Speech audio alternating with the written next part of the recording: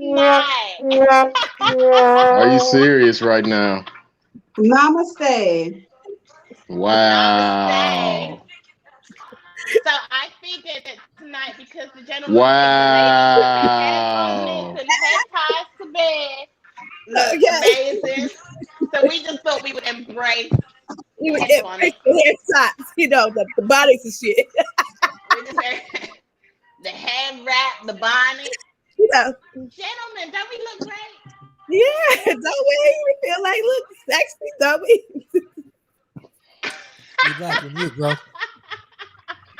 She ain't asking me nothing. I'll give her a real answer. She don't want that. Mine looks like a beret. Yo, what we gonna do on this, man? Oh my God. Hey, those are the dancers from Coming to America.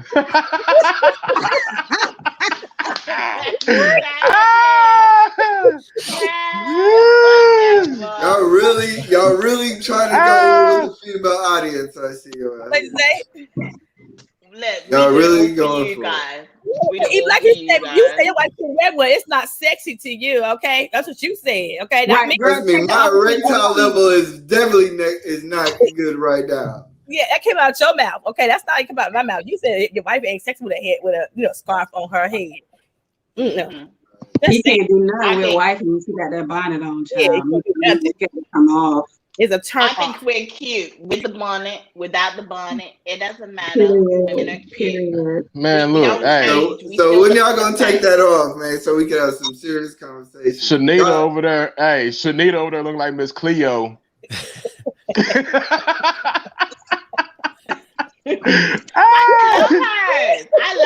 I love it. I think it is. Yeah, I think the hair tie is so cute. It matches my hair color and everything. Ladies, we look amazing. Whether we wear a head tie, whether we wear the bonnet, whether we don't wear anything on our heads, we look amazing. And ladies, you should all embrace yourselves. Don't let these men tell you that you can't wear your head bonnet to sleep. Okay, ladies? Well, nobody has a problem with the head bonnets to sleep. Y'all have a problem with it. Not to sleep. E Black said that you could not wear a head bonnet around him. He will rip it off your head. Oh, he will rip it off your head. That's what he said. That's what he said. All right. So y'all want to start early with this? Y'all really? That's on you, baby. You brought it up. It's your conversation, okay? It ain't ours. Okay. I want y'all to understand this. Does any of the women right there look ready for sexual satisfaction right now? They look ready for. Yes. Thank you. Whether I look it or not, but you know who's ready though. You know who's ready though. Miss Girl, she's always ready. Spousal support, right? Period. Should. I'm very proud of this effort. Spousal support. This is the Cinco de Mayo fucking head wrap. We gonna be on YouTube lexicon for women standing up right.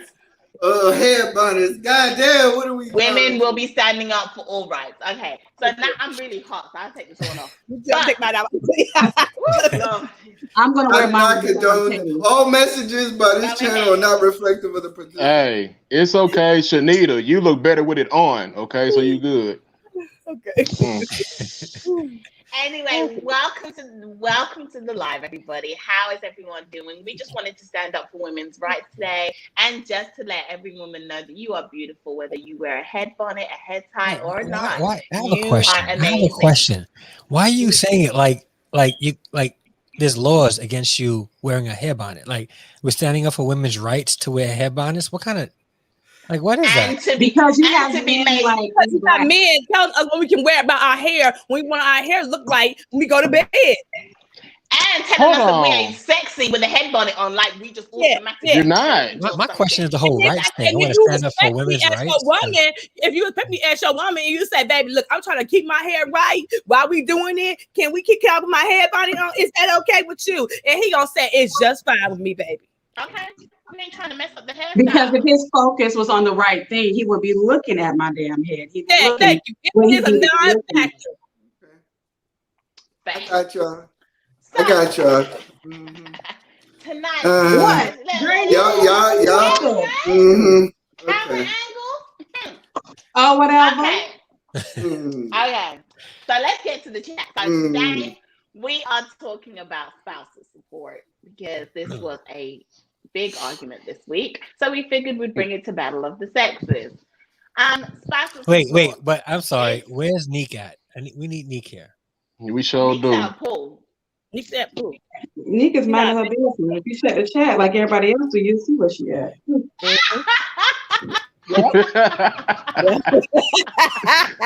on, Neek at the pool. Hold on. We going live from Neek from the pool in like 10 minutes. What? Neek's at the pool. She at a pool party today. Okay. So we are talking about, is it fair to both parties? Is spousal when a party has to pay spousal support, is it fair to both parties? What are our thoughts? What are our opinions? Let's discuss it. So for the sake of the conversation, we're gonna exclude children from the mix. So let's behave. This conversation, children are not involved because spousal support is not the same as child support. So we're not talking Andrea. about child support. But you can't take that out though. During this whole Andrea, during this whole battle, hey, difference, baby. During tonight, Andrea, do not mention kids at all. I ain't gonna mention no kids. We can agree. I got it. I still talk 87. I got it. I see you. You don't tell me how to spend my money. Why? On my kids, that's what you do. You can spend this. No, spousal support you can spend on the kids. Because according to Real Talk 87, that is a variation to the situation. Oh my God! No, it's no. Then no, a variable. If I can a speak, variable. I'm gonna explain why it's not a variable, because you get child support and you get spousal support. You don't get extra spousal support depending on the children you have. You get child support for that. So they have to be two separate. Stay-at-home mother, it counts. They have to have two separate, because once you get a divorce, all right, you get two. Most cases, the wives will get two separate payments. One in child support. No, that's not true. And one in the form of spousal. They do not. What state combines spousal support? Yeah, what state? You can get both at the same time. Because I could be wrong. I don't know. I've been divorced almost 15 years. I know. What I'm asking is it late? Because you could, yes. Once you get a divorce, you can get it at the same time, but they're two separate things. Yes, there are two separate things. You're right about that. That's my point. Okay. That's my point. So there's two. So yes, at a divorce, you get both child support and spousal support, but they're not the same. If you don't have any children, you're not going to get child support. All right. But if you're not married, you're not going to get spousal support. So for the sake of this conversation and to keep it level, children and child support cannot be in the mix. Fine. Because then that's not a matter of fairness. We shall not speak about. No, it's just. But is this your life? Listen. If I'm not making sense, let me know. Put the ground rules down to everybody, okay? You know what I'm saying? Like, we don't come on your live trying to tell you what you can say. First off, this is our live. It may be on this channel, but this is our live. Whoa! See, man, hell no, man, no. There you go, already pulling rank on us. Hold on, Miss Lackey. Time out. Hold on, time out, Miss Lackey. And you think that's fair? And you think that's fair, Miss Lackey? We gonna get to Miss Lackey. I just want to. I know that's right, Miss Lackey. I know that's right. Yeah, thank you. We clear up a couple guidelines of tonight's conversation. So, okay, we will leave children out of it. However, the stay-at-home mom variable counts and can be talked about. No, not the stay-at-home mom, stay-at-home wife. Okay, wife. Oh my God, you on a matter of stay at home, mom. No, stay at home, mom. Because even if listen, you know why? Even there's he's trying to strengthen their argument. I'm really not. No, we're not. I'm really not. I said what I said. Stay at home, mom. It's meant to keep it. It's meant to keep it consistent because it's too. We're gonna say stay at home, mom. Yeah. That's gonna be the consistency. Yeah, it's gonna be 60. Stay at home, mom. Thank you. Okay, Drop the link so that Miss Lackey can come in. Drop the link so Miss Lackey can come in. We are going to. This motherfucker being here whole fucking months.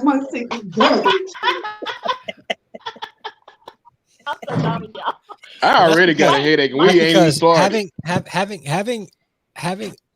the children involved adds an automatic handicap for whoever it is that's staying. How is it a handicap? I just want to know how is it a handicap. Explain to me, Harrison, how is it a handicap to this discussion? Because then you'll say, well, this woman deserves a right because she was a stay-at-home mom, but she's getting child support. That's different. That's why at the end of the day, I feel like any woman deserves a spousal support. It depends on how long you was married to the man. Okay. And I feel like if I was a stay-at-home mom and he got a better job than me and we getting divorced, he won't out damn pay me. You damn right. Okay. I don't feel no shame in my game. But then if he has to pay you for being his stay-at-home wife until you get married again, then you should be keeping at home, even though you're not living there. I ain't keeping him at his house. It's my house. Then it's not. He don't live here no more. He decided to move out. Then it's not fair. Shit. Everything's a double standard. We already know this. So fair is our thing. It's not justice. Before they go off and start not justice, not valid, not fair. All of this is what it is. We've already established that being fair is not always fair. Yeah, that's right. Your argument is it's just the way it is, and life ain't fair to nobody. Period. Okay. But except when it has to go with the woman. When the woman feels like she's not being treated fair, then they want to make noise. That's why you guys fight for rights, right? Mm-hmm. So if so there's not organizations established that you guys would willingly support fighting for equal rights of women to men as men. Because it's not fair. But then when a man says it's not fair to have to pay a woman who I'm divorced, life ain't always fair. And if I'm not getting the same goals, ain't always fair. But I guess it's a matter of convenience. It's not fair. It's just not fair. Deal with it. That's how I feel. Deal with it. But let's be consistent. Tell your women friends to deal with it as well. If they feel like they're not being treated fairly, let them know. Deal with it. Deal with it. Okay. Because let a man tell a woman deal with it. All of a sudden, all hell breaks loose. Mm-hmm. But you know what? It is what it is. Especially when it comes to divorces. Paying me. Okay, I feel just fine. I feel justified. I feel completely happy, and we moving on. And what? And I don't feel sorry for him. You haven't moved on. You didn't move on. If you were still getting money, no, you didn't. Not if you're getting money from him. You did not move on. Hold on a minute. I've been divorced about 20 years. I ain't getting no more money from him. Okay. I'm happy. Then that's when you moved on. That's when you moved on. As long as you were collecting spousal support from him, you was not moving on. Not completely. I had plenty of boyfriends. That's not moving on. That's not moving on. It's really the money that's owed to me. No, no. Oh my God! See now, that's like so let's talk about that. No. I'm gonna let you talk. No. It's owed to you. Go ahead. It's like saying this. It's like saying you get in an accident and then you have money owed to you, but you say you're not moving on because you're still holding on, for the fact you're still trying to get the money that's owed to you once you've been in an accident. So how is that not moving on? You're still just collecting your own money. It's owed to you. So how was it owed to you? Support is owed to you. Why? You can still move on. Why though? Why is it owed to you? Why is it owed to me? Because the judge. No, not the judge. Not that whole judge stuff, man. Yes, it was. It was a court order. The whole point of this conversation is to establish that it's not fair. Hold on. One person took a time to Mama Goddess. Mama Goddess. Nita. Why you owe that? Why you owe that? The question is, why is it a thing? No. The question. No. I asked a question. You don't answer a question with a question. The question is, why you owe that? So why is it a thing if it's not owed to me? How do you say I didn't answer that question after I asked you a question? You do it all the time. I'm doing Nita, come on. Fair is fair. So you can't even clearly answer the question. You can't answer the question. How about why you owe it? I was a stay-at-home wife. So now it's owed to me. So and the judge determined. No. Stop. You thought before the reason why you went is because you thought it was owed to you. I'm only asking why. To me, I knew it was. You already established, Andrea. You already established that you felt that it was owed to you because you were a stay-at-home wife, right? Yes. Were you lesser than him because you was a stay-at-home wife? No. Then why are you owed anything? Why? Because you at that point. Yes. No, let me finish. If you were owed something, that means you were shortchanged. That you financially, yes. No, that's the whole thing. Yes. In a marriage, you wasn't. Yes. Let me explain something to you guys. And this is so free rent is financially robbing you guys. But bro, it's not even free rent. That's the whole thing. Like you guys behave like women are less than because they're a stay-at-home wife or a man would be. It's not. It's a balanced relationship. I don't. Both of you guys play a specific role. So that's the whole point. So because now the husband is shortchanged. Right? Now he doesn't have a wife at home, right? He's got to pay spousal support because she was shortchanged. Now he's shortchanged. Right? He deserves to get spousal support and that she needs to continue taking care of that home. Right? That's balance. No, that's not. That's fairness.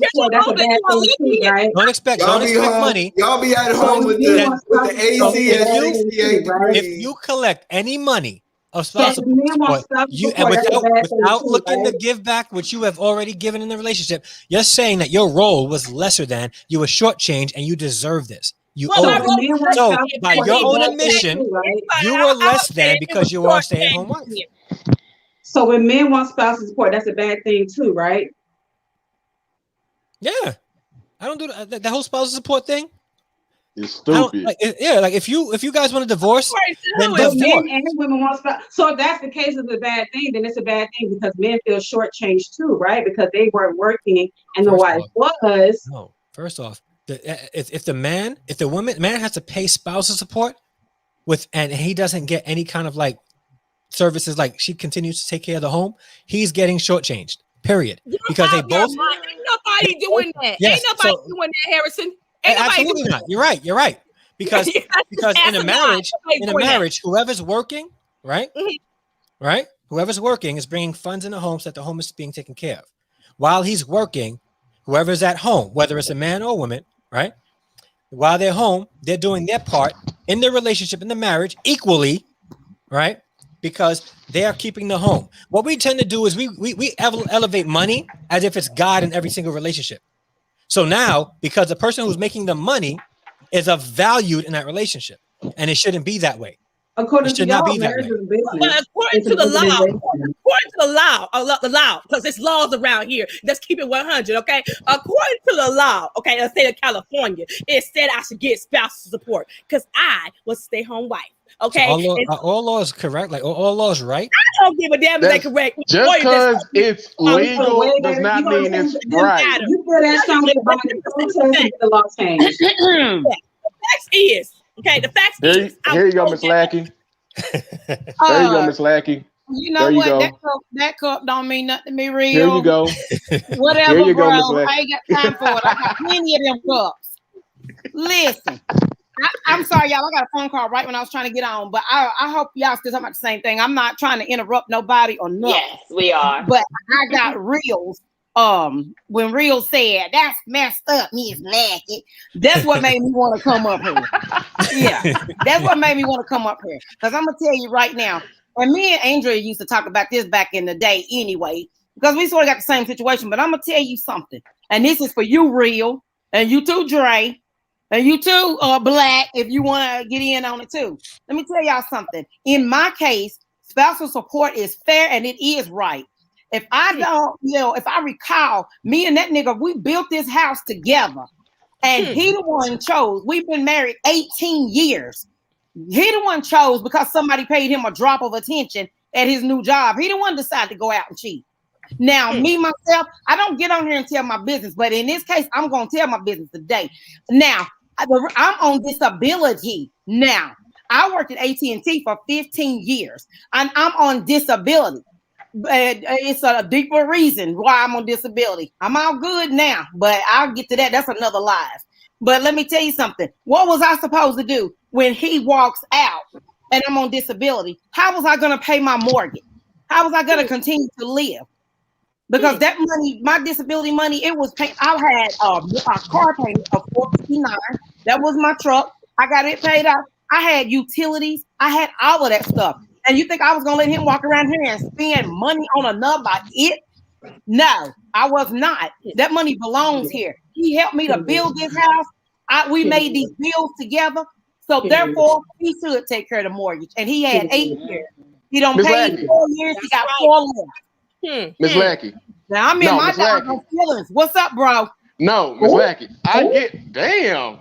Okay, listen. I get your point. That's fair. In your case, that's fair. But while Andrea, hold on. While Andrea is over here clapping and snapping and neck rolling and stuff, you ain't on disability, all right? So you need to stop.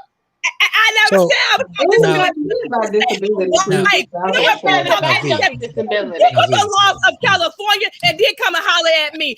I don't care about no laws or no state. And when they said paperwork, it said I deserved all that money. You know what? That's why remember earlier, I want to do with it. How about that? But my ex-husband got is an acceptable variable. Now that's an acceptable variable. Oh, my ex-husband be saying because he was on disability. That's why it's an acceptable variable. So Miss Lackey, all right, Miss Lackey, real quick, Miss Lackey. So what I want you to do is no, don't be done. Listen to what she's saying, Miss Lackey. I want you to repeat yourself, but what I want you to do is just say it a little bit with less volume so we can all hear it. So say exactly what your situation was before. Because now, before you do that, I was on a live the other day. It was like, we can't hear you. Yeah. So real quick, Ms. Lackey. So we talked about Vee mentioned variable, right? Now, everything has variables. Okay. This situation. Yeah, go ahead. This is coming off of what Andrea said as well. Now, my ex-husband, he keeps saying stuff like, I don't know what you're doing with that alimony. I don't know. It don't matter what I'm doing with it. I chose to pay the mortgage with it. I chose to do that because I keep my bills paid. My credit is amazing, and I want it to stay that way. Now, that's why it doesn't matter. He chose to go out and cheat. So, nigga, don't worry about what I'm doing with that money. Thank you. I'm choosing to pay my mortgage. But if I want to go get my nails and toes done, I'm going because I'm going Wednesday. But let me tell you something though. He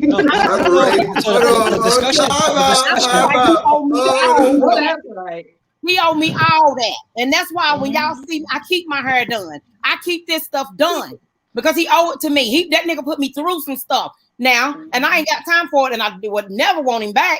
But he put me through some stuff. So this is pain and suffering, and it's also paying my bills. Amen. Absolutely, it's paying my bills because I need that. So if I may, so the now one thing I'm not trying to do is be like insensitive. The point of the conversation. Are you sure? Andrea, can you please? Andrea, damn. I think the point of the conversation. You're done. And it could be valid. So the conversation is about receiving child support. Spousal support. What you spend is irrelevant because you're receiving it. So his argument about what you're spending it on is moot. It doesn't matter. Like, who cares? So that's why I'm asking, like, you're receiving it and the variable for why you're receiving it in the first place, not what you're spending it on. So now you're saying, and let me know if I heard you correctly. Okay. He stepped out of the marriage and he just chose to leave you. In the midst of that, you both established and were paying the bills together.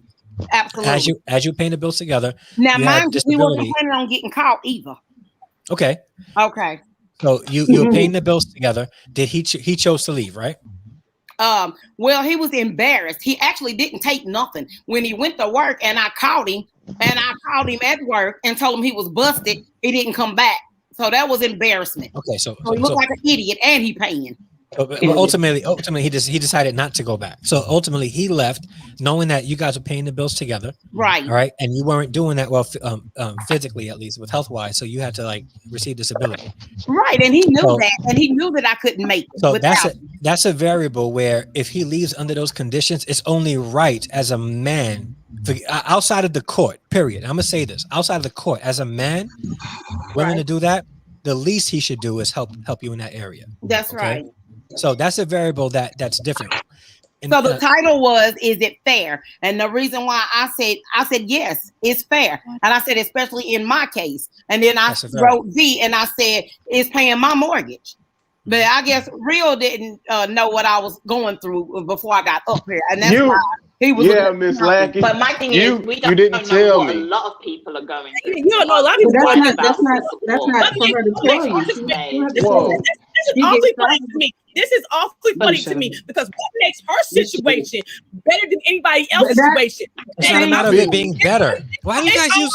It's all fair war. Period. And you, it's not y'all war, though. it's not war. Stop looking at it it is as war. It's No, coming it's down not. to you and me. Who gonna win this war? It is war to me. That's and how that's I the see problem. And that's it. the problem. Well, too bad it's the problem. Okay. That's the problem. You guys looking at it as it's war. So it's not a matter of But no, right. Miss Lackey, hold on, Miss Lackey. Hold on, Miss Lackey. Now now I know what you went through, so I understand that, and that's totally fair. I get it. I didn't know you just mentioned mortgage. You paying your mortgage, and I was like, what? But now I get it. That's cool. Now these other women, I don't know y'all situations either, but no, it's not always fair or right. Last time I checked, I gotta tell nobody my situation. I'm grown. You don't. I don't want you to. I don't want you to. If he decided that we want to be married, and I wasn't even gonna tell mine, but I felt like it was an appropriate time. Yeah, that's fine. That's fine. But what I'm saying is, no woman gotta tell no other woman, no other man in situation. If they go out the spouse, ain't nobody telling you to do it. Okay, it's their business. So I think Andrea, communication. Andrea. Yes. First of all, calm down. Second of all, we don't want you telling us your business. That's not what we asked. Yeah, but the point is, it's like her situation. Oh, y'all feel bad because no, it's not even. It's not. We don't feel bad. Okay, so let's all admit because I ain't finished the question. No, that's not. Her variables is one thing, but if a woman who's at home is a housewife, okay, and the man make more money than her, and then the man said, look, he been cheating, and she said, look, I'm gonna out this marriage. She go to her attorney, and the attorney said, you deserve this money. I'm gonna fight for you. I'm gonna let her fight for me because she look out the best interest of me. Period. I don't really care about what the judge said. When I was in court, the judge said, he said, you're gonna make it where she lives comfortable like she was living when you was there. With her. Yeah. And the thing is, you guys built that together, right? Right. And so here's my point. And again, hopefully I can clarify this clearly. You guys are both working. He dipped out, leaving you with, because let's say 100% of the bills were split 50-50. He left you, leaving you having to pay now 100%. So it's only right that he takes care of that. Now, what I'm saying is this: in a situation where you have a state, we'll use wife and husband for the sake of the discussion, but it can be interchangeable. You have a husband that's working, making all the money and bringing the money in. The wife's, her role is, and they agreed to this role, that should be at home and take care of the home. Whether there's kids or not, she's taking care of the home. Okay?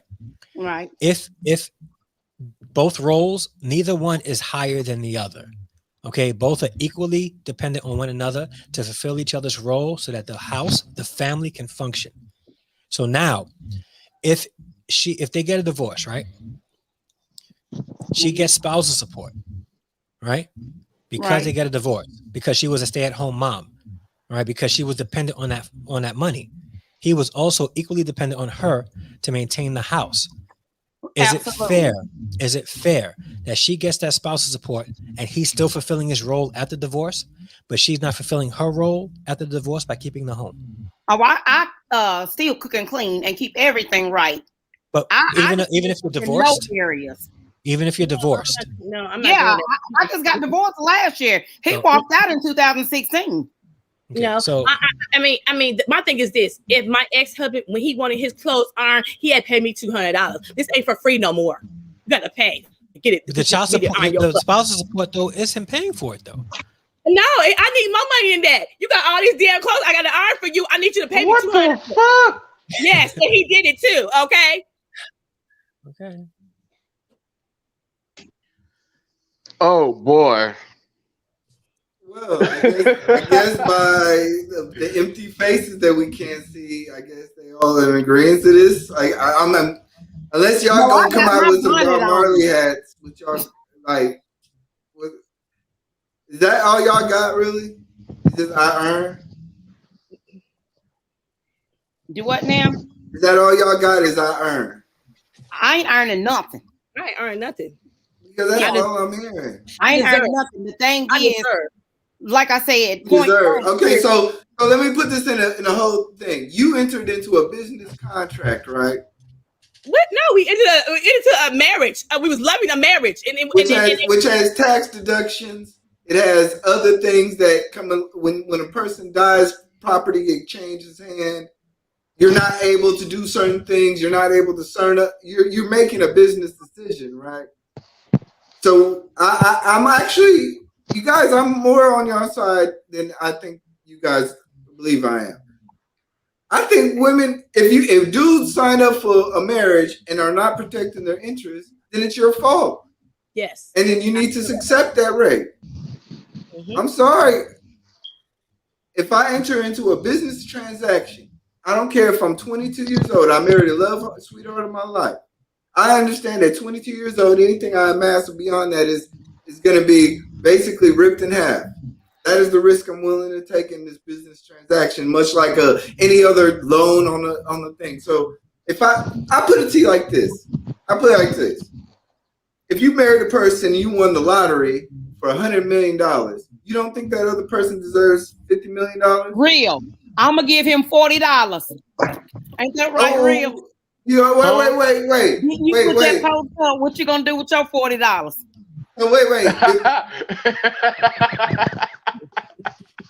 I'm just saying. I get it. You get what I'm saying? If you win $100 million, $50 million is automatically, you understand that it's going to go to the person that you married in that type of business transaction. Now, if you're a man and you're smart about your stuff, you get married, you get a prenup. But I don't want to hear about this whole situation about, I got married, I'm losing the house. It's like, dude, you get married, you have this certain expectation that in this business transaction, you're going to get tore up when the partnership has to be forced and mediated by the courts. Yes, you're right. This is exactly why. First of all, so if you want to cover your ass, this is exactly why. One thing my husband keeps saying is he don't think it's fair that he has to pay alimony and he don't get to live here. Nigga, you should have thought about that when you was out somewhere. Think about what you was doing. Listen, hold on. Should have put that in the paperwork. Hold on. This is why. For one, I'm not getting married, but if I was to get married, I'm getting a prenup, and the only way that prenup would be null and void is if I physically or mentally abuse her. That will be the only way that's getting null and void. Other than that, that prenup is going to stay intact, and I wish you would say something about that. Or we're not getting married. I'm just saying like this, Real, and everybody know. Now, you don't get married to get divorced. Because if I'm not exactly, mistaken, that's true. Everybody on this panel and in the chat is divorced, if I'm not mistaken. No. So, I'm just saying. Except E-Black. Well, yeah, we don't get married to get divorced, but damn it, I don't sign paperwork I'm not willing to fess up my life to. So I'm sorry. I understand a lot of other these people willing to just kind of do what they do. Hey, and that's no shade, but a brother like me, I'm trying to stay in my paperwork, and I accept the terms and conditions that I signed up for. So if I leave this house, I gotta walk out. That's another thing. Go to my channel and look at a video, because I'm not staying in no marriage just because of some paperwork, and I'm not staying in there because I said it. I'm not staying in no marriage so you can cheat on me and think that shit is okay either. Exactly, and I'm not gonna. On one of my videos, I said a lot of times, and y'all know this is true. A lot of times, people be like, "Oh, well, we've been together for 25 years. We might as well go ahead and stay in it." The devil is a lie. I'm not gonna be somewhere where I'm not happy. Now that is it, point blank. So if I'm not happy, guess what? Deuces. Yeah, I'm not staying in no marriage where I think it's okay for you to cheat on me. The hell no. We ain't talking about cheating. We just talking about equal equity within the property. If she's a stay-home wife, okay, and he's cheating on her, and he tell her he's taking his mission to her wife, and while he in her wife for that whole week, she gonna get her attorney, and then they do the paperwork and everything. What's wrong with that? If that's why I don't enter into contracts when people think like that. Well, you know what? So Black, are you married? Yes, I am. And you feel like you're in a contract? I definitely feel like I'm in a contract. I'm looking at my tax statement right now. What the hell are we talking about? Or are you in it like at a job? Or I'm looking at these bills that I keep coming in the month, and I'm thinking about my paycheck. What was we talking about? That don't have nothing to do with it. You wouldn't be paying those bills if you didn't love the person, right? I'm in a contract. I see you looking around. If you can't okay, talk, that's okay. I have a question. Go ahead, madam. So the variable where spousal support is accepted is if the man or the woman did something that constituted them to have to pay spousal support. That's the variable. Did something to give me, like, you gotta be a little bit more Like specific. in Miss Lackey's case, Cheating. God. cheated on, and she also had to be on disability. Yes, because his mama was working roots. So, Go ahead. So for that purpose, that variable, then spousal support is okay. Okay. It was more than that. Not only was she, what was it? Did you guys hear that? Yeah, I heard something going woo, woo, woo. Yeah, it sounds underwater or something. Oh. It's weird. I don't know. All right. So what the variable using a microwave. even more than that. Because before we were talking about a stay-at-home wife. She and her husband, ex-husband, are both paying the bills 50-50. Am I right, Ms. Lackey? Absolutely. All right. He cheated, and then out of his embarrassment, he chose not to return, leaving her with all the bills. Right. That's the major variable there, because they both built that together. So what I'm saying is they both was working together in that home. He left that home and left her with all the bills. That's the variable. So, but that happens in a lot of divorces. It does. That's why I was saying. No, it don't. That's why. But the thing is, remember when we was talking about the whole husband working or somebody working and a stay at home. That's what initially. That's what the discussion was. So Ms. Lackey's variable was actually not related closely to what we initially started talking about, because the fact is what we were talking about was somebody primarily working and bringing in all the money, and somebody staying at home.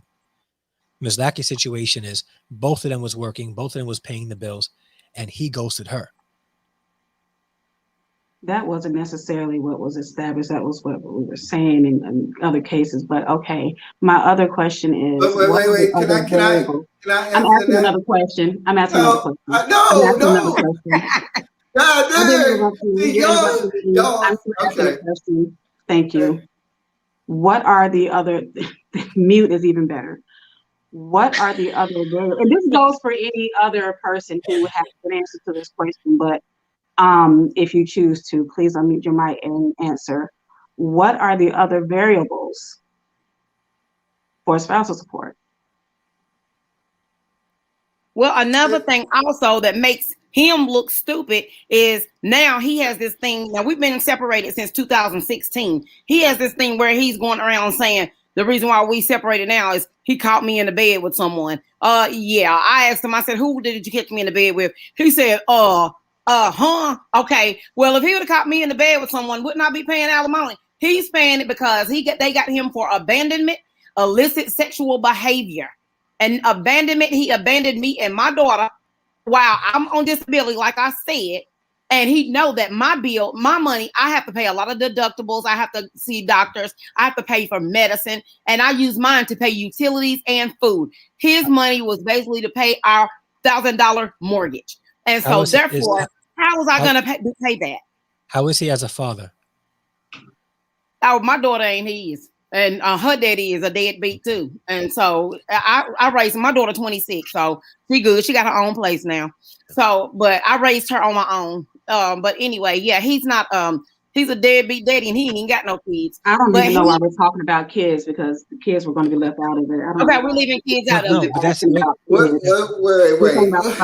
The reason why is because I was interested, Ms. Lackey, because I was interested in your story. That's why I asked that. I'm sorry. Okay, yeah. My daughter's 26. I'm interested in what you were saying, Ms. Lackey. I think and what you have to say is okay. I'm interested. Guys, he asked, he's asked a few times, could he come back? And the answer is no, absolutely no, because I gave him a chance in the first few months. I said, you can come back.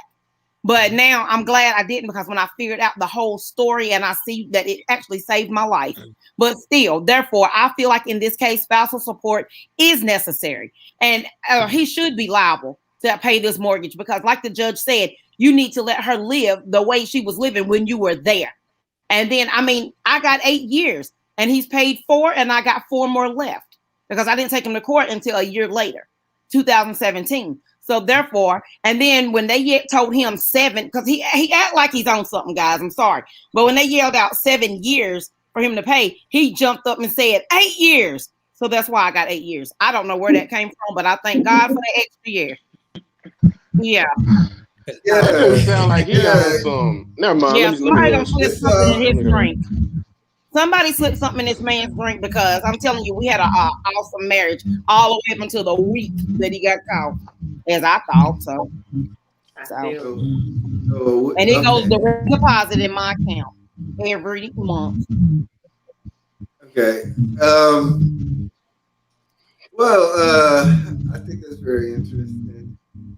Mm-hmm. I think there's several different variables. I mean, I think I'm actually in agreement. You know what? I'm actually in agreement with her. It's like, dude, if you sign the contract, we all kind of know what's going on with the situation. And if you have somebody with mental health or disabilities or anything else, you understand as a man when you sign the contract that you're going to have to be liable for these activities. Your bills are going to get shaped. Your medical bills are going to get cut. It doesn't matter about whether you want to pay or not. It matters about whether it's legally in the contract for you to pay for it. So when you sign a 360 deal like a rapper, we're not Black. Dre is not talking about being legal all day. He's talking about, is it fair? That's all he's talking about. No, it is fair because you signed a contract. It's a business contract. The wedding and being married is a business contract. So if you win them, every contract, there's 2 sides to it, though. Yeah, there's renegotiation, but no matter what, the contract is still based on the original. I don't know if it has to do with renegotiation. It's a matter of roles. So as a husband, you get married, you sign a contract. According to that contract, you have a role to play, especially if you've agreed to being. You guys hear that? Is it just me? I'm hearing it. Real, mute yourself for a second. It sounds like Tupac on the back. I wonder if it's me. That's it. It's not me. I don't know who that is. I think it's real. Testing one. Yeah, it is. Yeah, it's definitely real. Let me come back. Down and come back up. Yeah. So if there's a role that 2 people are playing, and this is the thing about the whole contract thing, right? It could add to the conversation, right? If you guys sign something, and actually, so it's not really when you get married, right? If you don't have a prenup, which is actually the contractual side of a marriage, then you leave it up to the judge to tell you guys what you're going to have and what you can't have. Yeah. If you guys do not sign a prenup, okay, and one partner is making the money and bringing the money in, and the other partner is at home, okay, and the other person leave, that's the discussion. So, yeah, you sign the contract, but if we sign this marriage contract without a prenup, and the husband still has to maintain his duty as a husband financially after the marriage, and she does not have to maintain her duties as a wife in any other area after they're married, then it's not fair. Yeah, but I mean, it's a partner, so it can be the wife or it can be the man. Yeah, I mean, but let's be honest. Every time you've severed a contract, you're taking a loss. So you're basically essentially just like a business. Any other business contract, you're just taking a loss. So it's just a matter of your mentality towards the things, because it can ruin a man. I agree, it ruins men, it ruins individuals. But in terms of how it operates, you're under that. When men class a marriage as a business contract, it just grinds my gears. It is a. Hold on. Am I good? Am I good? Black Wall Street. Yeah, you good, real. Okay, thank you. But we're talking about literally the lowest form of contract there is a marriage. You don't have any stipulation or end clause or any. It's a very open-ended contract. You're entering. You go to the courthouse and you buy a house. You have to have a title deed and everything. You have to certify, get landscaping. You got to make sure you're healthy. You got to make sure the people are healthy that are on the contract. Ain't no funny business in any other contract. But besides marriage, it is. Loss thing. No, the whole point is the law is because you're going back in front of a judge to just lose the contract. But who's a loser in the contract? The loser is the people who do not fairly negotiate their fair deal. But in an open-ended marriage, right? Yeah. There's always usually one loser. It's not both losing. One My loses. husband loser. No. Dr. Dre and Snoop Dogg and all them lost in their contracts and they left. They had to take what did their wives lose? You get what I'm saying? What did their wives lose though? But you get what I'm saying? No, I understand that because I understand that concept of losing. But yeah, in the contract, why does you signed your first year contract? It was a sorry contract, and you should have never done that with the amount of money that you potentially could have made. But what I'm asking is, there's a loser, right? Yeah. There's two people who signed that contract, but it's an open-ended contract. Yeah. Marriage is a contract between two people, and it's open-ended unless you have a prenup. Yeah. Why is it always one person losing then? Because essentially, in the fact that you're just losing something, somebody has to lose something because you're not fairly speaking. You're not splitting it out evenly. Then that means that the contract that proves his itself, point. Yeah, that means the contract itself is not fair. That proves his whole point. That's my point. Andrea, you're saying fair. Both people. I understand your concept that fairness means that equal sides are happy. Well, that's the reason. Or equal size loses. They both lose something. Well, that's not going to happen with everybody. Okay, I'm just sorry. Let's get it through your head. This is not going to happen with everybody. You know, this is amazing me to have this conversation with y'all because I'm just so irritated with it. Okay, but why are you irritated, Andrea? Why are you irritated? Irritated. It's so amazing. Oh, it's amazing because having a conversation with y'all, it's just asinine to me. And why is it asinine, Andrea? It's gonna be a loser. At the end of the day, I don't care what you say. I don't care what you do. Somebody's gonna lose. Period. Exactly, and that's his whole point, Andrea. Hold on a minute. One person loses. Can I finish what I'm saying, or you let me talk then? Somebody's gonna lose. At the end of the day, somebody's gonna lose. When you go into divorce, somebody's gonna lose. It's money, cars, and things involved, and people involved. And at the end of the day, is which one is gonna come on top, me or you? So I want to come on top, and I'm gonna get the best. So it's a competition to you, Andrea. What I'm just saying is, I'm not trying to lose.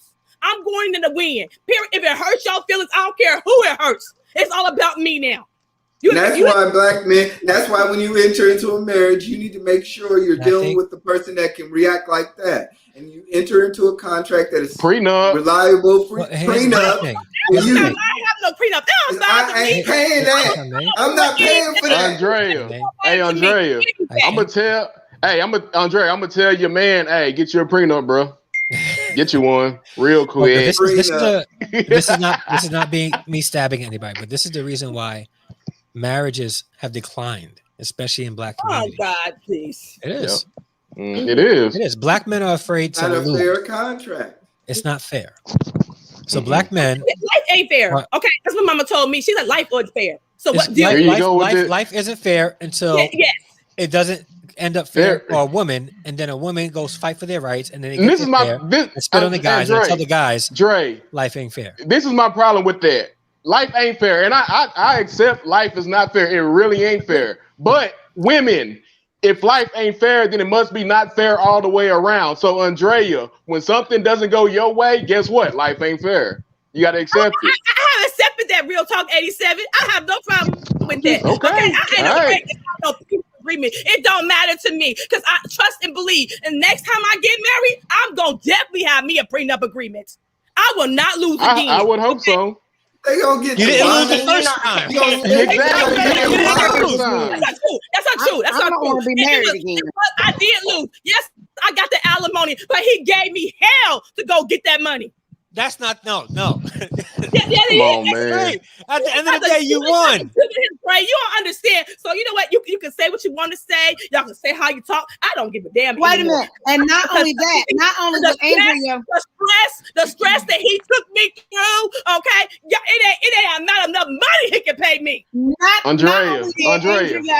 only that Andrea said she had to go through hell to get it. I had to pay $3,400 to get my alimony started. You gotta pay your attorney too. I get that. Andrea, hold on, Andrea. Okay. Time out real quick. Hold on. Andrea, you keep talking about how much hell he put you through. How much hell did you put him through? That's what I want to know. What you say? I gave it as good as I get. And I ain't mad. Yeah, I'll pay. Like I said, there's a certain amount of you as a man, you have to understand that when you sever ties, is it worth it? Andrea, Real talk, was the lady certain said, amount for Andrea? Is it worth it to leave Andrea? It was worth it because I wanted. My husband still say I'm a good wife to this day. Okay. And he said, I believe that. Yeah. Thank you, bro. So, He said he'll never take that from me. I find it very interesting that the gentlemen on the panel, some are saying the women or you women, and not all the women have actually spoken or said anything. I didn't say nothing about you women, nothing. Yes, you just did. Wait, you said that's what did why I say? you women. Did you just say none of the y'all women said? need to, huh? You said no, the women didn't share their point of view. Vee hasn't shared it yet. Go ahead, Vee. Oh, Vee hasn't. In 51 minutes, Vanessa has not said anything. Well, you've been gone 30 minutes, so go ahead. I left because I was trying to talk. Wait, I was trying to your name was Vanessa? I didn't even know your name was Vanessa. Your name was Vanessa? I just calling you Vee. I didn't know it was Vanessa. I knew that. I didn't know it was Vanessa. Okay. Now I know. Let me say that. Oh, Vanessa too. Vanessa's a nice name. All right, Candidly Vanessa. Go ahead, Vanessa. Speak your piece, Vanessa. No, that's Vanessa. She Vanessa when she got that hair today, this week. It's gonna be a whole different day.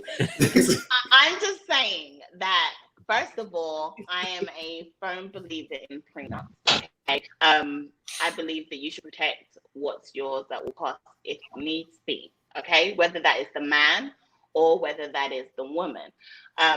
Secondly, I think sometimes like you have to. I think either person. So if it's the female that makes more money and the male doesn't make as much money, or is it stay-at-home husband to the household, then at some point, I mean, if she's walking, who's the one walking out? Because usually it's the person that is the one that's taking care of the situation. It's usually not the person that's depending on the other spouse, right? So usually it's the person that makes the money that's leaving, or whatever the situation is. So it is that person's responsibility, to be honest, to make sure that their spouse or ex-spouse or whatever is taken care of, regardless. I mean, I think that's just human decency, if you ask me personally. It's Florida law, actually. And it's a part of the law. It is a part of the law, right? I mean, they always say that if you were living a certain lifestyle whilst you were married, then you should continue to live that lifestyle outside of the marriage.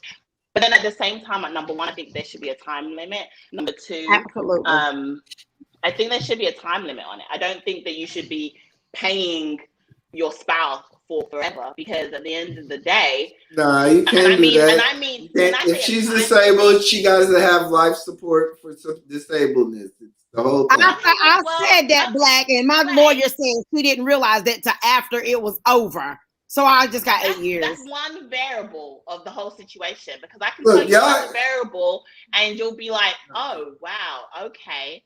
So let's no. I'm just saying.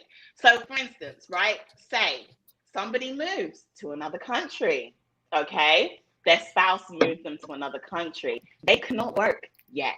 Their spouse cheats and leaves them with having to pay bills that you know that they can't work, they can't pay anything, they can't take care of themselves, because they're literally here because you brought them here. And you're still in that time frame of whether or not you can work, which is still left up to the government. So you're trying to say that spouse that had to move countries shouldn't be taken care of too? Now, again, that sounds like an acceptable variable. That's what makes it fair. We're talking about fair. Real quick, Dre, I don't want to interrupt. That person having to still take care of the husband or wife that left. Like, they shouldn't still have to, even though they're a stay-at-home spouse, technically, they shouldn't have to still take care of or do all these other things for their spouse that has left. Again, let me say this, and I'm gonna drop down, guys. So what Vee said here in North Carolina, this is a good example of what Vee was saying. My girl Christy, she went through the same thing at the same time I did. When I went through my separation, I had a lot of friends that were going through the same thing. And my girl Christy, her husband, I thought that she was gonna get her alimony with flying colors. Her husband, he left. And he actually had 3 more sons with other women out there while he was gone. They were still married, but she did not get alimony because she was the breadwinner. Mhm. So she did not get alimony. And I didn't know that until this happened to her. Yeah, it doesn't. The women don't always end up with the money. But the thing is, and that's what. Paying out. But that again, like that's why I talked about that, because the thing is, we're talking about the situation where there's a stay-at-home parent, spouse and working. Those other variables make it so that the judge will have to either find that balance of fairness. In the situation that you were sharing about your friend, Ms. Lackey, she made more of the money, right? So there's no need for her to get anything. Otherwise, at that point, she just wants revenge and want to be. And they didn't own really anything. They lived in an apartment, so they're not owning anything. They're renting and stuff like that. So she had no mortgage to pay or nothing like that. And another thing, they allowed him. He had gotten them both cars. They had Maximas, and they allowed him to go and pick hers up because it was in his name. So he made it where she didn't have anything to drive. So, but I have. You guys were in the same state? Yeah. Wow. Right here in North Carolina. That's what happened. Same judge? Oh, no. Yeah, in California. Oh, they don't do that. That's what they don't do. Okay. They don't be taking no cars from no damn wife. Okay. And getting hell no. Just that. But Vee, I like your example. I like Vee's example. I think we should talk about and the reason why I can talk about that example is because that's my situation. That was my situation. Honestly, it was. And I still didn't take spousal support. I didn't ask for it. I didn't request it during the divorce at all. However, I could have. My rights were there where I could have requested it. And number 2, my husband, even still to this day, ex-husband, is actually still responsible for me financially for 10 years. 10 years. And guess what? This isn't a bitter Black woman. This isn't a woman that wants revenge and wants to take his money. No, this is a woman that figured it out. Lady, let's stop internalizing it. Women can. I'm just saying that sometimes it's not even about the money. It's not about the spousal support. I think that because for the first 51 minutes we were talking about angry, mad, we owe this, we owe that, and all this kind of stuff. And I just wanted to bring in another perspective to say, you could be owed that, but it doesn't necessarily mean that you have to take it or you need it. You see what I'm saying? There is such thing as you can stand on your 2 feet. And Vee, this is why I agree. Like, if you're entering into that contract, the man should obviously be obligated to do that if he foolishly let all his resources and assets be available in that legal manner. So if you're willing to and you're legally able to do it, then as men, we've accepted this premise. So I don't understand why men getting into marriages and cry, it ain't fair, when this is the contract you entered. If you were worried about fairness, you should have prenup that, or while you've amassed a certain amount of money and you're willing to let go some, you renegotiate for post-nuptial. This is just business. This is why it's a business. It's not about.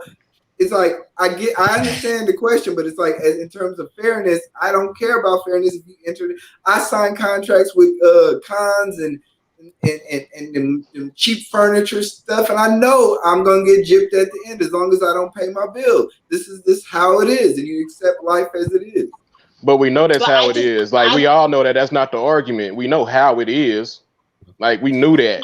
The problem is we're not talking about the legality of any situation. We're talking about, is it fair at the end of the day? And you proved this point. No, it's not fair. That's the answer. It's not. That's it. No, I get it. I'm just saying that. According to you, it's not fair. Not getting fairness.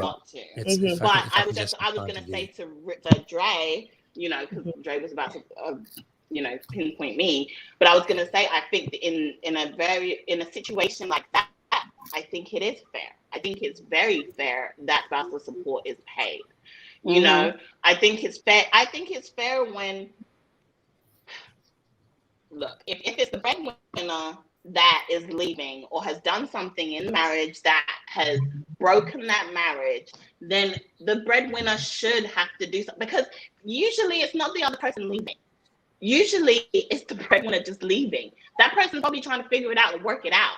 So that's why I'm saying that I think that it is fair that spousal support is paid within certain situations. Now, do I think it should be a better thing or should be used as something just to hold over your head to be like, "Hi, yeah, you pay me"? No, I think if it's needed, which it is, for a limited time though. You know what I'm saying? Like maybe between 3 to 6 months. I don't even think necessarily a whole year is necessary, but I do think you need to pay for that person to get on their feet. This is all they've ever known. This is all they've been doing, especially in a marriage with you. So I think that it's only fair that spouses should pay, or maybe it could be up to a year. Maybe it could be but that's my thing. So I never said spousal support should not happen.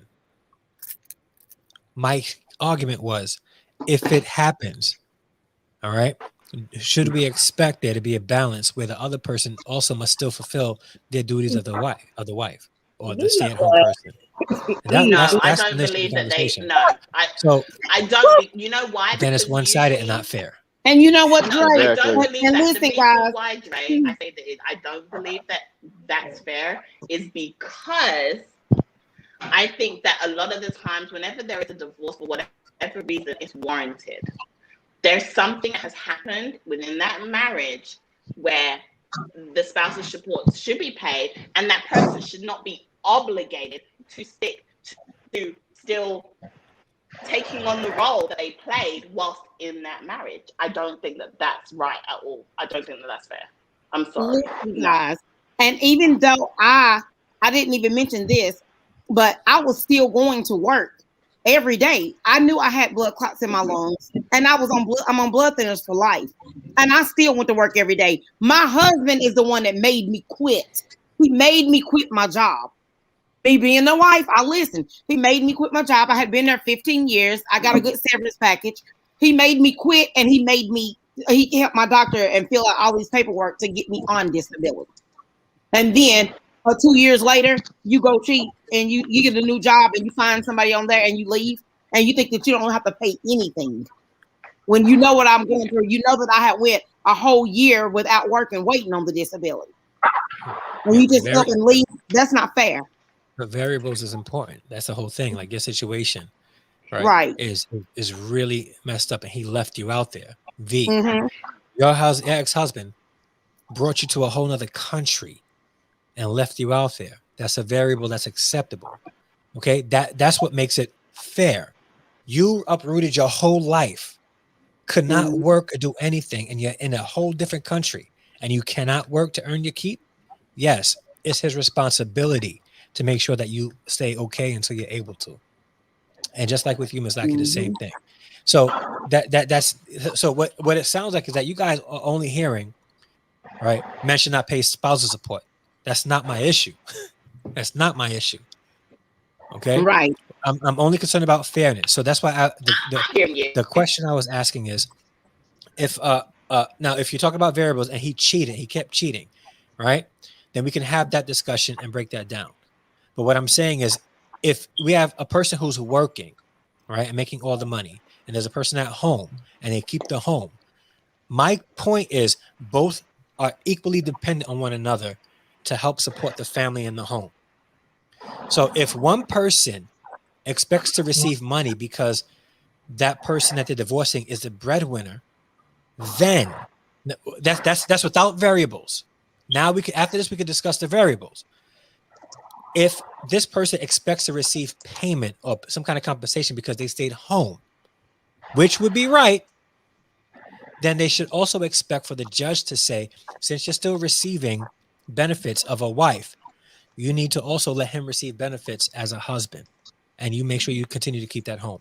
It's fair. Now we can get into the discussion of who cheated on who, all that stuff, and then we can talk about how it would be fair with those variables. Because the goalposts tend to change, right? In almost every situation. That's what variables are. The goalposts could be balanced and fair. But then what happens is it starts to do this, right? Because maybe somebody cheated, or somebody was disabled, or somebody left and left them abandoned. The goalposts may change, right? But just because the goalpost changes, it sort of compensates what's fair and what each person gets. And that's what I'm saying. Hi, Derek. I do want to welcome Derek to the stream. DCW. Hey, What up, D? What up, D? Before you go, Derek. Derek, though, just 1 second before you go, because it was a while ago, but Black Wall Street Trading said, he had a question, and he said, what if your man or woman doesn't believe in a prenup agreement and he makes more money? Would you defend your position or agree with your man? And he was asking me that because I said earlier that I believe that prenups are, in fact, important, and I agree with them. So I think that it depends on each partner. I think that is a conversation that you and your partner need to have. If he makes more money and he is the one that disagrees with having a prenup, then I mean, I can't really force him into having a prenup. But my thing is, so a little bit about me, Blackpool, just so you know, I work in the legal field. So for me, I always believe that you need to protect your investments. Okay, so if he makes more money and he doesn't believe in protecting his investments and he doesn't want to listen to me or my reasoning, then okay, fine, we ain't gonna sign a prenup. That's on him. That's all I had to say on that prenup situation. Hey, Derek, go ahead. Yeah. Shout out, respect due to Candidly Vee, the Jolly Roger, Jolly old England, and everything. Rest in peace. Thank you. Fuck out of here. Yeah.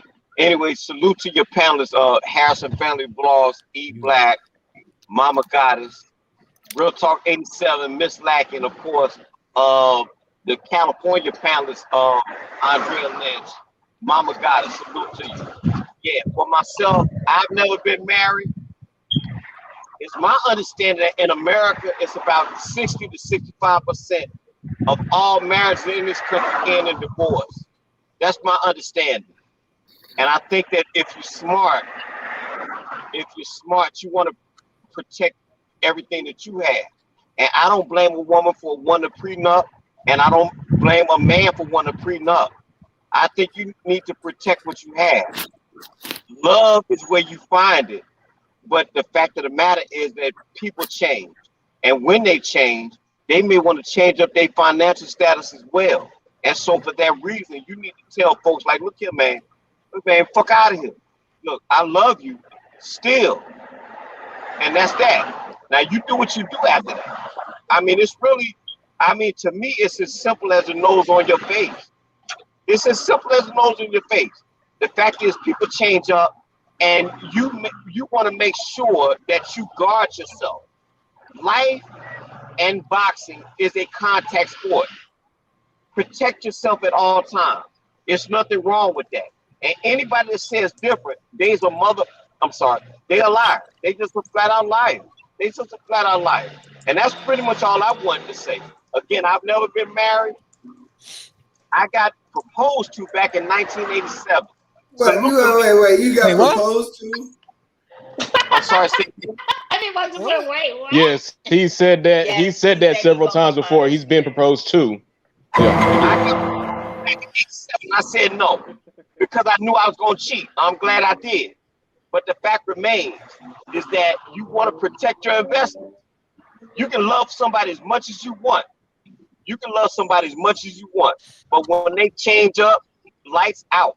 And it's going to be hell on earth. And everybody that I know, I'll say this, then I'm going to step off. Everybody that I know personally has been divorced. So there you go for marriage. Everybody. That's all. So thank you for having me on your platform, Candidly Vee, and bless you. All right? Welcome. Thank you so much, Derek.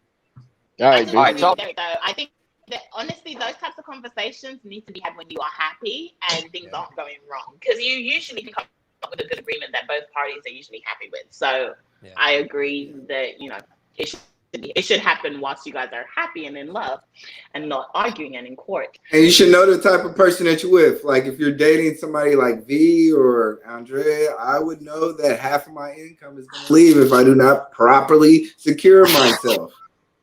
Well, then you don't really know me very well, E Black, because you didn't listen to what I said. You sure didn't listen to Vee because Vee said the complete opposite. So yeah. I'm just saying.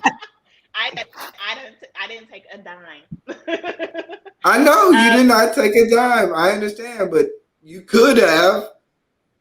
Yeah, but I wouldn't. But just don't. I don't need to. You could have, but it's in your mind. You got lawyer paperwork for that, right? I'm sure you I got loads understand. of paperwork for it.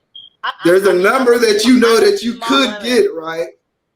Look, I'm a very smart woman and very intelligent. Okay, I know exactly what my rights are, especially in the legal field, and I wouldn't put my faith in that. Can or can't do. Now, my thinking or my believing is just the fact that I don't need to. I feel better not needing to. Yeah. And still doing good. I get what you're saying. I know how Vee feels. I know how Vee feels, but the thing is, if I was still working at AT&T, then I probably wouldn't have bothered him either. Because when I was done with him, I was done. I didn't want to see him no more or nothing. Y'all just don't know how much it took out of me just to go to court that one day, just to get the alimony started. But if I was still making the same amount of money that I was making before I had to go out of work, then I wouldn't have bothered him either. So I understand what she's saying. And so I don't think there's anything wrong for either party, just so you know. I don't think there's anything wrong for the people that do go and get the spousal support or the people that don't get it. I just want that to be very fair. I just know from my personal beliefs what I would do. But yeah, go on, Nita, sorry. No worries. I just have another question. I want to make sure I get a clear understanding. So variables matter when it comes to spousal support. Yes. And certain variables are acceptable and some variables are not.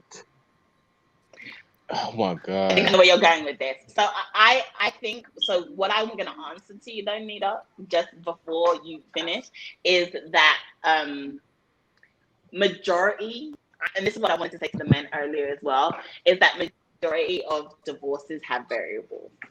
And majority of them, I think, personally, warrant spousal support. I'm just gonna. I think it's very rare when it's kind of like, oh, it doesn't need to be given, and it's given. If you see what I'm saying, that's just me personally. But go ahead, Nita. Sorry, because I haven't. No, I mean, it was for anybody, and I'm glad you clarified that, especially somebody who works in the legal field. So you would have more knowledge of that than any of us on this panel. With that being said, the variables that matter according to an individual only matter for the situation of the marriage, or is it only acceptable because you say it's acceptable?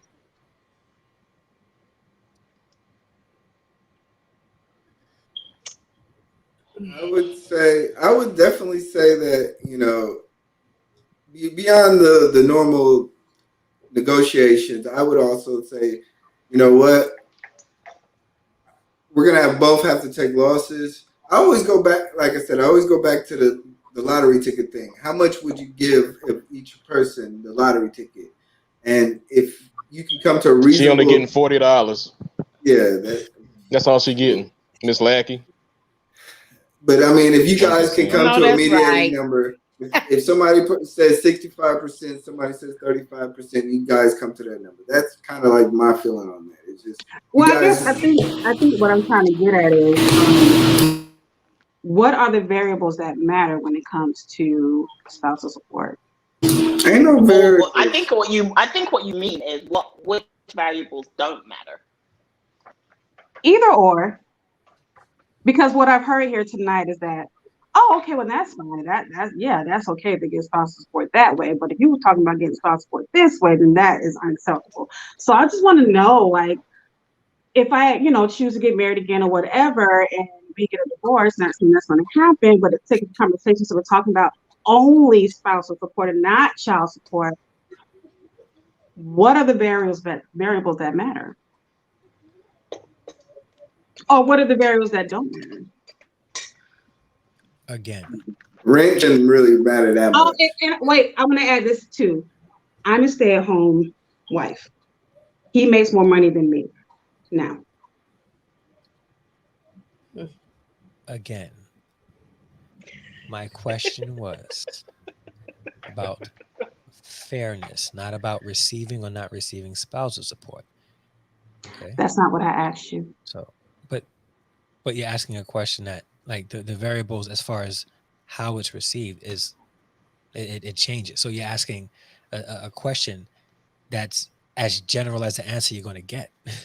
Well, no, because when the different scenarios came up with the different situations of like Miss Lackey and Candidly Vee, those variables are acceptable. But that's why they're But variables. So, any other variables are not accepted. So I'm just trying to get an understanding, so I know going into my marriage.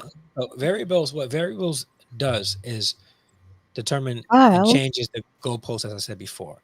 So it doesn't say like a variable is not going to say concretely you don't get this or you do get this. I'm just trying to get an understanding why you said that those variables were acceptable. Did you hear what they were saying? Yes, we did. Andrea also saying her statement, and for her variable wasn't. So well, we don't know. All we know is I will say we this. don't know her story. Put it like that. Andrea's variable is. I told you what my story was. I was a stay-at-home mom. I was stay-at-home. No, stay-at-home wife. I was a stay-at-home wife. He made more money. I was a stay-at-home wife. Okay. That's a variable.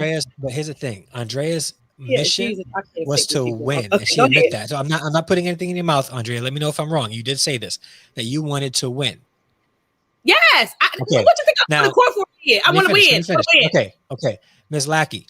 Okay. Did you want to win, or do you wanted to make sure that you and your child was the same damn thing, the same result? I was good. No difference. I don't know what you're talking about. It's the same result. She won. At the end of the day, you done got Andrea worked up that she answering for Miss Lackey. Miss Lackey, what's your answer, Miss Lackey?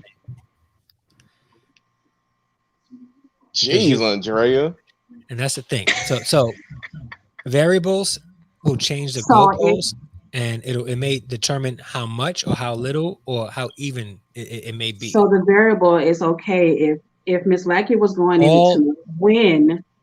If Miss Lackey was going in it to win, then that variable she shouldn't have gotten the spousal support, or she shouldn't been entitled to spousal support because her goal, her motive, to win was not a variable. Say that one more time, the variable changes because Andrea went in it to win and Miss Lackey didn't. Is that what made it different? Is the reason why Miss Lackey's variable was acceptable and Andrea's wasn't? That's partially it. I'm going to be honest with you, because what we've heard from Miss Lackey was that she got into, when her husband left, all right, they both were providing for the family equally together, and he left her at the same time, asking her to leave, getting disability, right? And he bounced. All right, so she should have that support. If you feel sorry for her and don't feel sorry for me, it's not a matter. I don't feel sorry for anybody. No, I don't feel sorry. It's not. No, Andrea, let me explain something to you. It's a lack of compassion on here. Andrea, no, it's not. Andrea. For me, it's a lot of compassion on here, and I ain't never seen. It's not about compassion. It's not. It's not. Yes, it is. You know why I say it's like a compassion? Because what you said is hers is much better than me, and basically, I want revenge. I want revenge. I'm going out the money. Yes, no, Andrea. The thing was Andrea. The thing. It's hard for me to have compassion for anybody who says that they want the other person to suffer. You're not going to get compassion. Exactly. Andrea.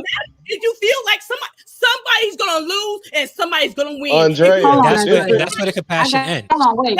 Because the thing is, in both cases, both husbands cheated. Whether or not Andrea went to the court to win and Lackey did not go. That's not the difference. The situation is still the same. So they're it's not. The difference is the same because they both cheated and it's both still not the same. Money. How's it not the same? Because I'm gonna tell you the difference is Miss Lackey was on disability. She was unable to work. Andrea still got 2 good feet. All right, and 2 good arms. She can still work. She was still working at the time. That's the difference. No, I wasn't working at the time. Okay, see, listen very carefully. I was a stay-at-home wife. Get it? Okay, you was a stay-at-home wife. So your job was less than his. Your role was less than his because you were a stay-at-home wife. Yes, because he made more money. It don't bother me. I'm not ashamed of it. It was okay. He made more It money was? than me. Took care of the family. So your role as a wife was less than his as a husband. That's what you're saying. Ooh. What I said was I was the wife at home. No, okay? I'm asking the question. It don't matter. I don't care no more. I don't believe it does matter. I'm irritated already. Put a dollar amount on it. Yeah, you go. Wait, Andrea, I don't want you to be irritated. Wait. I don't think. No, because Vee, you trying to. Wait. Okay, wait. I don't want Andrea to be irritated, and I want her to understand. Look, so we've all used our personal experiences because that's what we lived, and this is one of the variables. But we shouldn't take it as, oh, we're wrong. That's why I said I don't believe anybody's wrong. If you got spousal support or you wanted spousal support, I don't believe that is wrong. And I don't think that the guys are coming from it from that way. I just think that they're literally saying what they feel on spousal support as a whole and not bringing their personal circumstances into it. We brought our personal circumstances into it because we had the variations.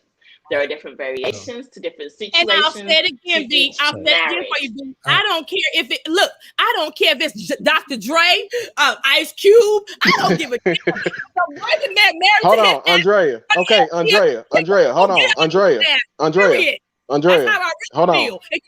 Andrea. Hold on. Okay. Andrea, listen. Okay, hold on. We got Dr. Bombay here. Let's let Dr. Bombay speak. He's been sitting there for a minute. Before he goes, I'm just going to say this one thing. Hey, Dr. Bombay, before you go, just one thing. I'm going to say this last thing and I'm going to hush. I get where the men are trying to come. No, I don't. I don't get where they're trying to come from. I'm not going to hear a lie like that.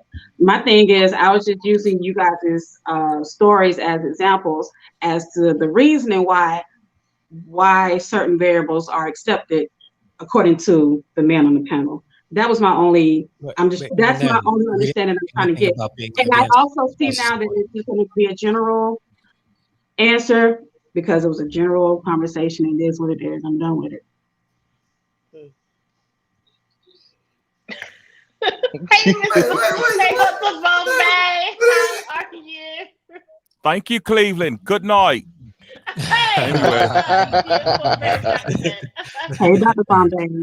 Hey, how you doing? Shanita. What up, Bob? And the hair. Love it. Yo, he belongs on the radio, man.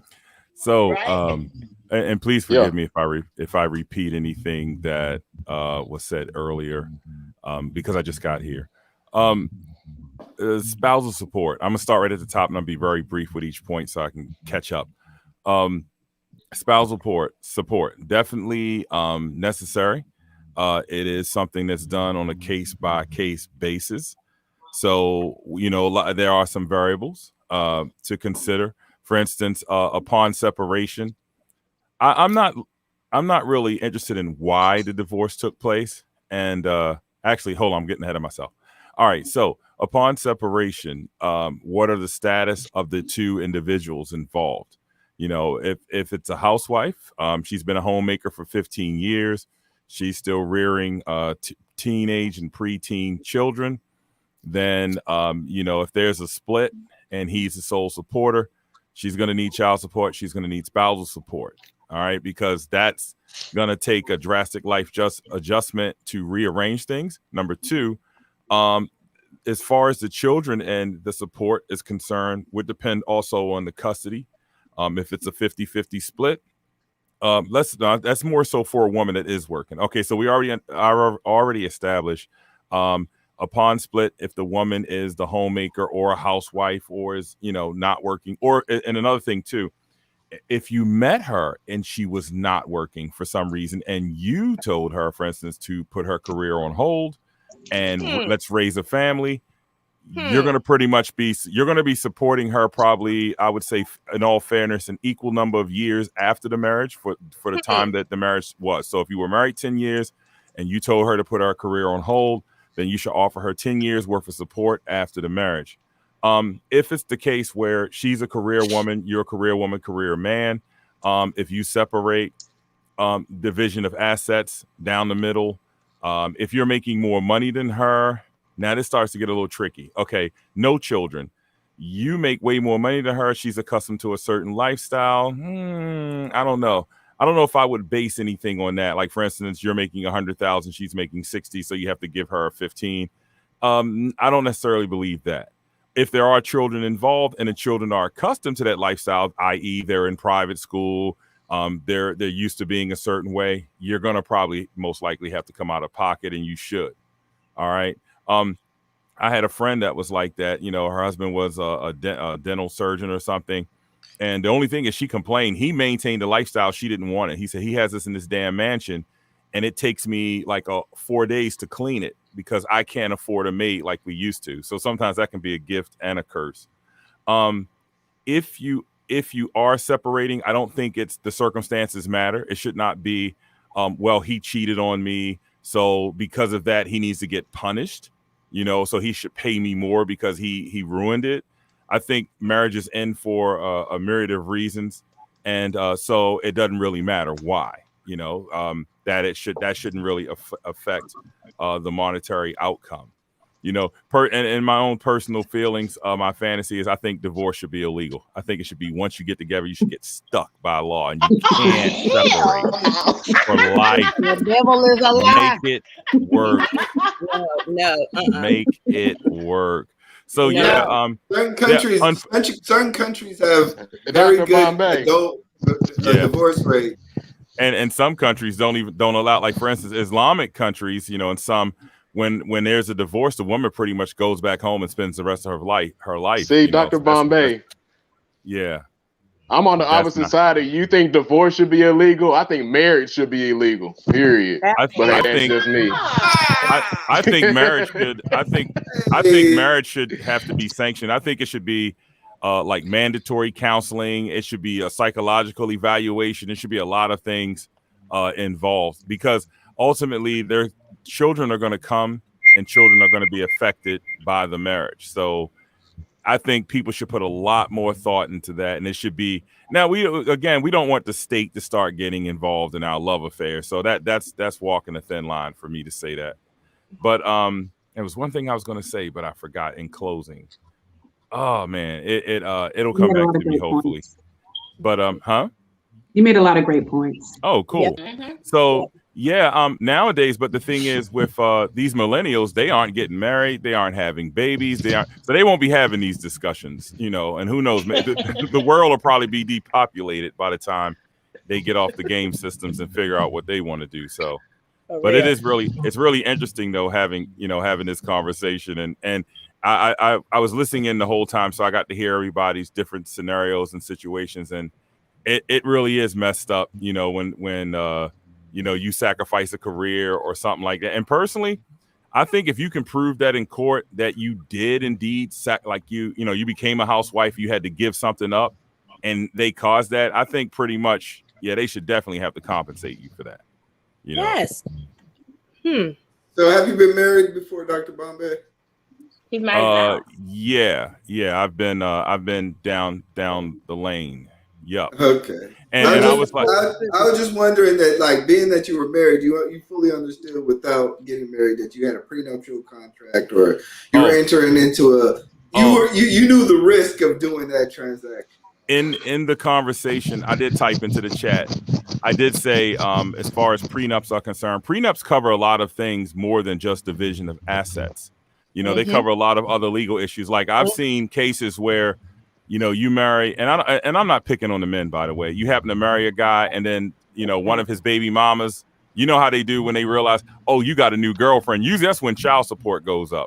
But you don't want a situation where he's facing a lawsuit or he's facing paternity suits or something like that, and they go to hit the joint account. A prenup can protect you from that. It'll say, hey, look, whatever lawsuits are yours and mine are mine. So that way, when the baby mama pops up out of left field and he forgot to tell you he had a 14-year-old daughter, and here she comes with this case, guess what? She can attach his assets and not yours. So they do a lot more than division of assets. And in closing, as far as prenups, like Derek gave a good example, you know, 51% of marriages end in divorce.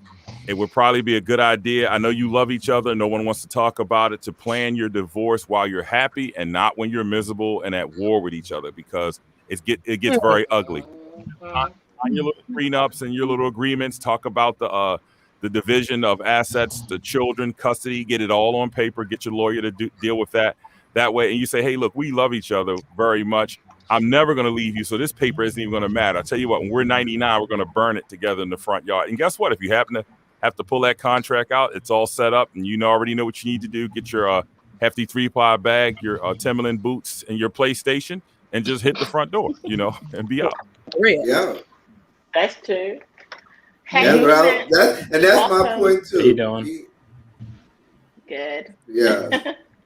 Well, he better be glad that I like alimony, because I could have got alienation of affection as well. But everybody keep asking me, Tamika, why you didn't go after the girl? Because I'm not thinking about that girl. I wasn't thinking about her at the time. All I'm thinking about is making, and I'm still not thinking about her. I just was thinking about, I have to make these mortgage payments. I got to keep them on time. And guys, before I started getting alimony, you remember I told you I had to wait a whole year. I was in a car wreck and I got $26,000 out of it. I had to make my mortgage payments and use that. That wasn't fair. I had to pay all my bills with that whole check. But I'm thankful that I had it to pay. And then right after I got to the end of that money is when my alimony kicked in. And he's been paying alimony since June 1st, 2017, and he has not been on time, not with one payment. And he knows that I can afford to take him back to court to tell the judge this and that. But one day he's gonna be at work heating up his spaghetti, and the cops gonna come up in there and get him. But see, I don't say nothing about it. He's been late every single month, every month. So Miss Lackey, Miss Lackey. Yeah, look at that. Late every. Yeah. Just look at that. You took him to court for that, and you said you couldn't get what's I needed called? help. You needed something. You said another thing. I said I did not get her for alienation of affection. I could have, but I didn't. That's in North Carolina. Is that right, Miss Lackey? That's in North Carolina. Is that right? Yes, you can get them for alienation of affection. I could have got it coming straight out of her paycheck, but I chose not to.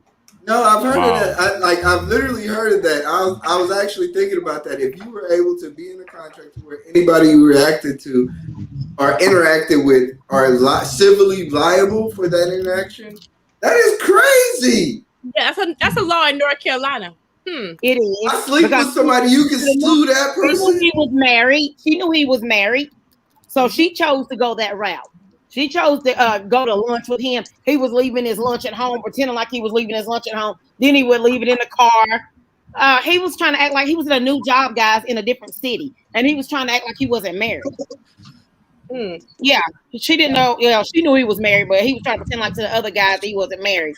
Because he had never had friends before. That's what it was. And he was so excited to have friends. Wow. But yeah, I could have gotten her for alienation of affection, but I did not. Look at that law in North Carolina. Wow. I'm amazed about that law in North Carolina. Andrea wish she had that law in California, huh? It just amazes me as a law like that on the books in North Carolina. Okay. Andrea, you are from here. I know the law. That's why I know. I'm just being sarcastic because it was a law. But yeah, I did not get her for that alienation of affection. But I know what you're saying too. And I know what y'all trying to say, but if I was like that, then I would have went after her as well. And I would have been like, I would have got money from both of them. All I was worried about and focused on was I got to pay these bills. I got to keep my bills up. And I was just nervous. I was scared and I just needed help.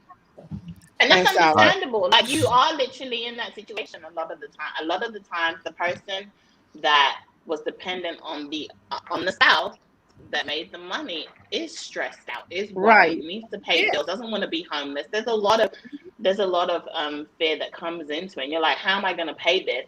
And it's a long process. Divorce isn't easy. It takes a long time before any money even starts to roll out. So it does. I had to get 12 months of worth of every bill in this house that I paid and take it to court. He came into court empty-handed. Hey, Clement, what would you like to add to the conversation? All right, how you guys doing? To the stream. Clement, before you go, Dr. Bombay, I just want to say thank you for telling us your thoughts and feelings. I always enjoy. Okay, Shanita, we got you. We got you, Shanita. I'm talking to Dr. Bombay. I'm not talking to you. And Clement trying to talk. I said before he talked. I'm not talking to you. Oh Lord. Let her finish. I'm speaking to Dr. Bombay. Dr. Bombay, thank you again before I was brutally interrupted. And you are most welcome, Queen. Got it. Got it. I'm sorry you got promoted. Okay. Thank you, Dr. Bombay. Okay. Clement, hi. Welcome Hi, how to you the doing? Crazy Stream. I'm loving the panel, really. Thank you. Guys, we really need to drop some people though. But Well, you know No, what they say, the last person in is the last person out. So, well, thank you guys for visiting my panel the other day. I saw all of you were on there, and I really appreciate that. And I wanted to come up here. I think it was Dr. Bombay that said it. So I'll be repping the millennials in this talk and saying, I would say that a lot of us would still like to get married, believe it or not, even with the laws the way they are. But a lot of the problem that I would say we are having is we don't know how to, as men and women, relate to each other. So it's not so much getting to marriage. It's like we just don't know how to find the people that we'd actually want to stick with, if that makes any sense. No, I get exactly what he's saying. You know, it's hard to find somebody who ain't gonna sue you, who ain't gonna burn your house down, slash your tires, who ain't gonna sue you for anything, take all your money, go to court, get the maximum on the child support, do all the hope. You want me to pay for your wigs? You want me to pay for your car? Your little boy toy? I know exactly. Pay wigs. I don't see the problem with here. I don't see the problem with the millennials as far as I don't think with their situation it's more so fear of marriage. It's more so they have a whole different vibration. You know, for instance, if you go to a club, you observe millennials. Like I see, they don't dance as much. You know, they're pretty much they go to clubs to socialize, you know, and talk and get to know each other. So they have a whole different dynamic and swing. I would say they less talking, in my opinion. Honestly, it's really we probably all go there and sit on our phones. Yeah, that's what I was. Yeah. I was trying to be nice about it because I see what my kids. No, it's a real panel. Come on, you hearing that, Drea? Yeah, they go. Oh, and one other thing I forgot to say during my last segment. Okay, cool. Yeah, that's there what were you're real. A lot of these laws on the books are like they're very antiquated. They're pretty much from the 40s. They think all women in America are high school grads and they're housewives. So especially in my state, you know, so everything's pretty much Maryland is an alimony state. So your woman could be making $160,000 a year, and you could be $35,000 at Wendy's managing the place, and you might end up paying her some money, you know. And some of this stuff needs to be updated. And you know what will resolve this? What we'll do, right? We'll change all the marital laws. We'll make every man able to have a maximum of 4 wives. That way, you know, that'll increase the chances of the marriage sticking because we'll be too tired to cause you any problems. There we go. Problem solved. Dr. Bombay, I was with you until you. I was just joking. I had to throw the fellas. No. Don't back down. Don't back down. You got to stick to your guns, man. But sir, you know what's funny though? Seriously, although I was joking with that, you know, with all of the infidelity that goes on. I mean, looking at our numbers between men and women, and this is probably another panel for next week, men and women in the country, it almost like realistically, you got to start really looking at things like, is that where we're going or is that where it's going to end up? You know, because obviously men are outnumbered, you know. So I don't know. Again, and I hear a lot of guys on these panels, a lot of these Hotepian dudes always talking about, I'm going to have two or three queens and sister wives and all this stuff. I'm gonna tell you, the average male in this country is not mature enough to handle that situation. You know, because when I say that, if all the women stood up right now and said, you know what, dude, brother, we'll let you have. We don't need no cheerleader, Andrea. We'll let you have 3 of us in the house, bro. Now, here's the thing: the sister wives are thinking one thing, like, hey, look, I won't need daycare because she'll be the housewife. One of us will be a career woman. The other one will be the organizer. We'll work together. We'll make this thing happen. The man is thinking, ooh, threesomes. oh, all of y'all turning out in the bed to guess like, bro, that's not how it works. You can't put them all in the bed. I mean, you know, I agree with you that yes, the good majority of the men in this generation do need dick discipline. They need to understand that you can't just try to stick your dick in anything that moves. But I wouldn't just solely say it's the men. Really? Yes. I think it's a maturity level when it You comes go to ahead and drop down. Thanks. Have a good There, I can't. We can't keep it an echo chamber. Okay. Over there, put Lackey over there. Like, let's just get it really straight, man. Over No, here. that's in my opinion. Yes, like the guys do need improvement. We're talking about I think both sides aren't ready to move on to the next phase of life, which is growing with someone else.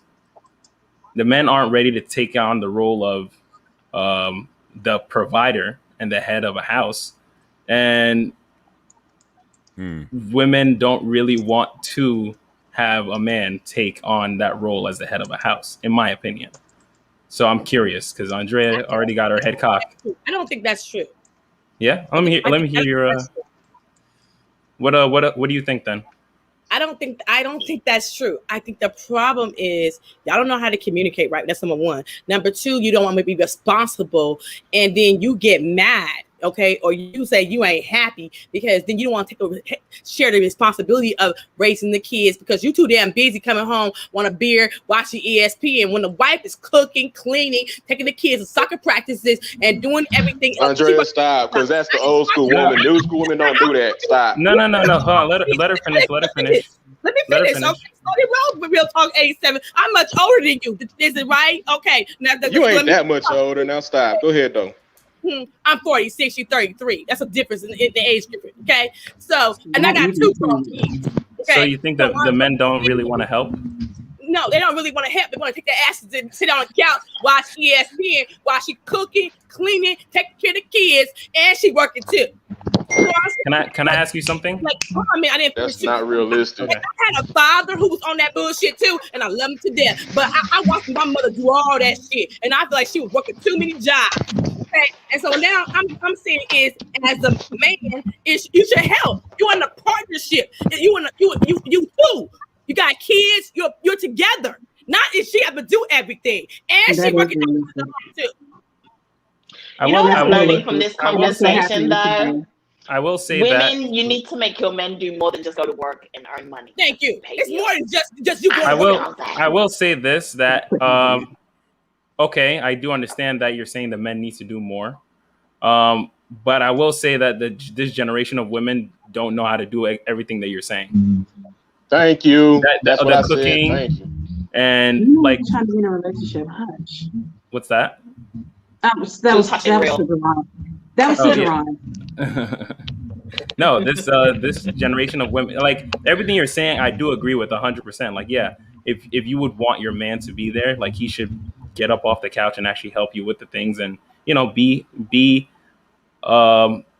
someone helpful, be someone useful as well. And I 100% agree with that. The difference is you're talking about a different generation of women. This generation of women have been championed to do everything that the man should be doing, meaning like go to school and kind of ignore all home priorities. And the boys have been raised with their moms saying like, you need to learn how to cook, you need to learn how to clean, you need to learn how to do this. So a lot of guys know how to do like, hold on. A lot more guys know how to do this, the cooking and cleaning and all that stuff. And a lot less women know how to do that stuff. Yeah. Now, and I think if I can add to that, and I think it's because of the value people put in the role of the home, whoever it is that's home. And I think that's the problem. And that's my whole point. For my lower me down to the low road. Let me get down to this road down here. You know what? They cooking down here. Harrison was speaking, E-Black. Thank you. I just want to say that this is going to be a completely separate live because that's a completely different topic, talking about gender roles, and we know where this is going to go. We won't start that. It's a juicy one. It's a juicy one. Yeah, but I think he does add some valid points, and I think the bottom line is that the position of the person at home has become so devalued, not just by the person that's at work, but even by the person that's at home. So now now everybody has a perception that whoever's at home is the lesser person in that relationship. And I see it differently. I see both roles equally important, both people in the relationship, even if you're home. And in many cases, it's more important, especially if you have kids, to be that in that position than it is to be the person out working, because that's what brings balance in the home. A lot of the responsibility, different sides of the same coin. Yeah, and I think that because people devalue that position, all right, is why people think so heavily after marriage or post marriage, meaning divorce, about the finances, and that's a problem. And that's my opinion about it. You know, I find it problematic at times when we have a tendency to take our own personal experiences and we're looking through an emotional lens, and we like to apply that to the whole world. You know, if I say, well, all women, and they should just this, because all women, you know, they'll stab you in the back. You'll work 2 jobs, you'll give them everything, and they'll leave you. And if I was to say something like that, I'd be, you know, speaking from a personal experience, then I'm applying that to all women. And I think that's where we lose some of this, because we deal in a lot of generalizations. Do you think there's room for generalization sometimes? It does go both ways. Yes, but do you think there's room for generalization sometimes? In certain cases, but I'd like to look at you know, take it from the 30,000 foot view and look at maybe the entire population, not me generalizing based on what happened with me and my ex-wife or something like that. I think that a lot of the problems, and I'm not going to talk too much on it, is in one way we're evolving, we're moving into new ideas and new ways of thinking. But then I think also we lost a lot of our home values too. You know, at one point, and I know some people say, well, you're just thinking old fashioned, you know, like for instance, my grandfather was groomed to be a man. My grandmother was groomed to be a woman. In that particular household, she gave the appearance that he was in charge, that he was the king, that he ran things. But I knew the secret behind the scenes. She paid all the bills. She did all the paperwork. She signed all the contracts. She organized. She did everything. She just created the illusion in front of his friends and family that he was running the show. And I've actually heard him talk to her behind the scenes. And I saw how the queen, which that was her name too, by the way, she ran it. But she gave him his respect. So they knew their roles. They knew when to fall back, how to create the balance. You know, she gave him his ego and the illusion and everything of him, you know, running the show. And he was a strong man and a very good provider. And they raised 10 children. So I think a lot of that we got away from it. Our values have changed. We have very loose attitudes towards sex and everything. And everybody now wants to just run around and do what they want. I mean, we even have in our own culture injected the feminist movement amongst our women, some of them. And I always say to the Black sisters, you know, we're not at war with you. We never were. I mean, sometimes we might have made some mistakes along the way, but that fight ain't your fight. You know, we're together. We have a lot of other things against us that we need to be hand in hand going up against. So I think we need to, my personal answer is we need to get back to those old values, and we need to put that system back in place. And I don't mean the whole thing where some man is walking around with some oppressed woman with, as Andrea said, you know, she said, you know, are you saying some submission? Huh? Are you saying submission? No, that's actually almost the opposite. Almost the opposite. Okay. What I'm saying is wait, the opposite. Hold on. You know, getting back to and just to be quite honest, nowadays too, it's kind of hard to have a housewife. I mean, because of the economy. Come on, I have a housewife. Corporations are square. I said kind of hard, not impossible. You know, I know there are housewives. I know a lot of housewives. My housewife knows housewives. That's it. E-Black, let the man talk. We're not gonna let him sit here say that. No, we are gonna let him talk. Let him talk. But you just proved my point, though. There's a lot of housewives out there. That's the whole point of what we're talking about. Is housewives need security and money. So he's saying there's not a lot of housewives. I'm like, no, there is. The number of housewives between 1970 and now has probably declined about 80%. So housewives are not extinct. They're not extinct. But what I'm saying is it's not as easy for me just to say, let's just go back to the old world values and click the light switch and make it 1955. It's not as easy as it sounds. And when it comes down to having housewives, it's not as easy as it used to be. They still exist. I have some in my own family. I'm just saying, realistically, some of those things we can't recreate. I'm just saying we just need to get back to knowing what we came here to do. Let's be for real. If I meet a woman, we get together, we know sooner or later children are going to show up. So really, if you think about it, it's all about the family and it's all about raising these kids. And we need to figure out what's the best way to do that. One of the best ways, we need to get along and understand that we all got responsibilities in the family. Let's get the finances together. Let's get our attitude straight. Let's understand. Let's put the focus on these kids and raising them and making sure they're okay. And that's what we need to do, because a lot of it is on ourselves. Sometimes we as men, we get this thing where sometimes when you're in a family, you feel a little overwhelmed. Maybe you feel like you're missing something out on life. I don't know what that is. It always makes you feel like when you were a bachelor, you had it one way and now you're this way. And I'm always looking outside the door. That's an illusion. It's nothing out there. There's nothing better than having a family and kids and watching them grow up and achieve things and knowing that you had a hand in that. So I just think we need to focus more on the family unit and put it back there and try to hold it together. Understand that's the number one thing, getting that together, because even we as a community, and I'm gonna be quiet after this last point, we as a community, that is one of our biggest problems. Our family units are crumbling. There are a lot of odds against us. And, we really need to work hard in putting that back together. That's all I wanted to say on that. Well, how you gonna I think the best thing. I think the best back together when some people don't believe in marriage. They are just having kids out of wedlock when they ain't taking care of their kids. A black man is in jail. I mean, let's keep it 100. Okay, I'm just asking some questions. How we gonna do all that? The black man is in jail. That half of them ain't paying their child support. Half of them ain't raising their kids. Half of them ain't doing what they're supposed to. Hold on a minute. I didn't finish yet. Why are you putting all this on the man though? Let me finish. Majority. And the one, too, and the other one is you can't even co-parent right with each other. Just come on and tell the truth and be honest around here. Okay, I'm just saying. There are some men that are doing that. Black men are the most active fathers in their children's lives by race. Thank you. So that's not the majority. There are some men that are doing that, but I mean, the thing is, like, all right, you might get triggered about this, Andrea. So hold on. So there are a lot of some of these women out here aren't vetting these men properly. I'm not saying it's their fault, but they are having kids with not the best guys to be fathers and expecting them to somehow become good fathers. Yes, no, maybe. I definitely believe that, but I believe it's a responsibility on both parties. If you know the nigga ain't no good, damn it, don't have a kid with his ass. Period. Yeah. Sometimes people put on a facade, though. Sometimes it's not as easy or as black or white as. Some women act like they gonna cook. Some act like they gonna clean. They gonna do the dishes. They gonna do that.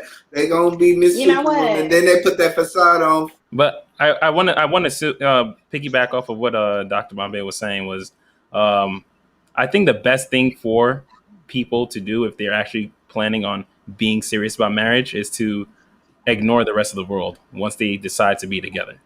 The worst thing that happens to marriages is families get involved, friends get involved, single friends get involved. And that is really what ruins a lot of dynamics in relationships from what I've seen. True. So once they decide, if we're going to be together, it's us against the world. We're literally going to cut out a section of the world and we're going to go there and we're going to sit there and cultivate our family. Listen, probably the best thing for both of you guys is to turn off your social media and just build your life together. Mm-hmm. I wouldn't even turn off social media though. And I think social media is I was off of it for almost 10 years. I just came back on it. It's probably the best thing, the healthiest thing that happened to me.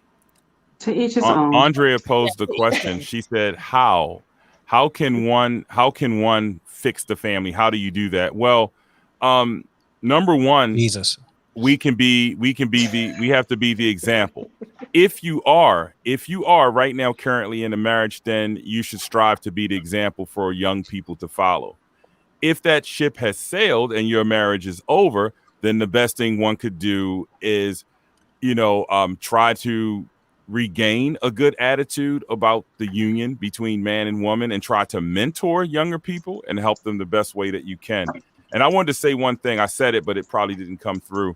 Out of all the races, Black fathers are statistically the most involved in their children's lives. The media has painted this narrative that we're all criminals, we're all in jail, every Black woman is a single woman with a deadbeat dad, and that's simply not true. So I just wanted to go on record and say that. And yes, I understand that a lot of sisters are affected by men who aren't living up to their jobs, aren't doing what they're supposed to do. And like the brother on my left said, yes, we got old values. We got to get back to, let's not go out on that first date. Oh, he's cute. He's got dreads. He got tats. Oh my God, girl, you got to see him. And then the second date, we in the bed. You don't know his middle name. You know nothing about him. You didn't, even at dinner, you were so busy looking in his eyes. You didn't even observe. He didn't even tip the waiter. He's a cheap son of a bitch. You didn't even catch that. He's going to be cheap with you. He's going to be cheap with the kids. He ain't going to pay nothing. Just get to know people. Take your time. I know it seems like, well, there's so many other women in the world. Then good. Let him have them. Let them ruin their lives. Take your time. The one that's going to be with you, he's going to hang around and going to be there for the long haul. It's not about him getting you in the bed. So like I said, we need to take our times and teach our children that too. Hey, look, there's no need. You ain't got to rush. Take your time with these people and get to know them. You can't fall. See, a person can't tell me they're in love with somebody without knowing that person. You have to know a person to love them. That's just what I believe. I just had a conversation with my girlfriend the other day about this. I think our parents, I love my parents to death, but they wasn't honest too. Okay. And I think some reasons some marriages fail because our old school parents ain't being honest with their kids. Okay. Not telling their kids like marriage is ups and downs. Sometimes you ain't gonna like his ass. He gonna get on your nerves. My mama never told me that. She said, oh, marriage was good. I said, really? So I be honest with my kids. I tell my kids, marriage is hard. It ain't no joke. You're gonna have ups and downs. This shit, sometimes you ain't gonna like his ass. Sometimes he gonna get on your nerves. So I be honest and take your time about marrying somebody, and definitely having a baby with somebody. That's life. You're doing life with him. So choose wisely. And on that point, that's a great stopping point. that was the first time I think I heard Andrea say something against women. What? Yeah. We ain't going into that. No. Next time for part 2. That's for part 2. I'm just getting part 2 started. You're trying to end this, man. I ain't know who you is. Like you trying to make it hot. You're making it hot. You're making it hot. Listen, I'm getting part 2 started for you. All right, you're welcome. Okay, everybody wants to see that. Okay, so we're gonna go around and do our final thoughts on spousal support. Do you believe it is fair? Okay, starting with Dre. I still think that there's discrepancies in the balance of it. It's not really balanced. But again, there are some variables involved. So that's it. Okay, E-Black. Yeah, it's always going to be fair in the contract you sign. Just to have a realization that when you get married and you're signing away the weakest contract probably in manhood history, you need to be wise about it. You need to protect your assets. You need to go and to renegotiate. Also, there's post-nuptials. Protect your money if you're really interested in that. If you're interested in love, then accept what is coming to you. All hell, wrath on your pockets. So with all respect, certain women deserve it. Some women obviously don't deserve it, but you deserve it if you do not protect your assets. So, it is what it is. Real men who actually understand that will also take it, and then say, hey, I'll get another house. I'll make twice as much money. She took this amount of money from me. It's good. She can have that little petty change. She's struggling over there with them dollars, It is what it is. And some people strive above it and some people don't. So, that's my spill on it, but That's it. Oh yeah. Can I promote my YouTube? Like I just realized. Yeah, after final thoughts. You can promote it after final thoughts. Damn. Mama got Shameless plug. Oh my God! Shameless The first plug. time I asked somebody, "Dog, get this shit." It's okay. After final thoughts. Okay, Mama got it. What I learned here today is that from the men of the BOS panel, that certain variables do matter, and it seems that the variables that matter are the ones where you're not trying to win, which is beyond me. But hey, everyone's entitled to their own opinions. So I think that every variable matters. As Dr. Bombay so eloquently said, that there are variables in all divorces, and certain variables do matter in the situation. All variables actually matter in the variables. But to answer tonight's question, is it fair? I would say yes, because as the law, Jerron, states that the one who has to pay the spousal support is the one who was making the most money during the marriage. And that is law. Whether it is fair or not is a moot point. So there's that. Okay. Andrea? Okay.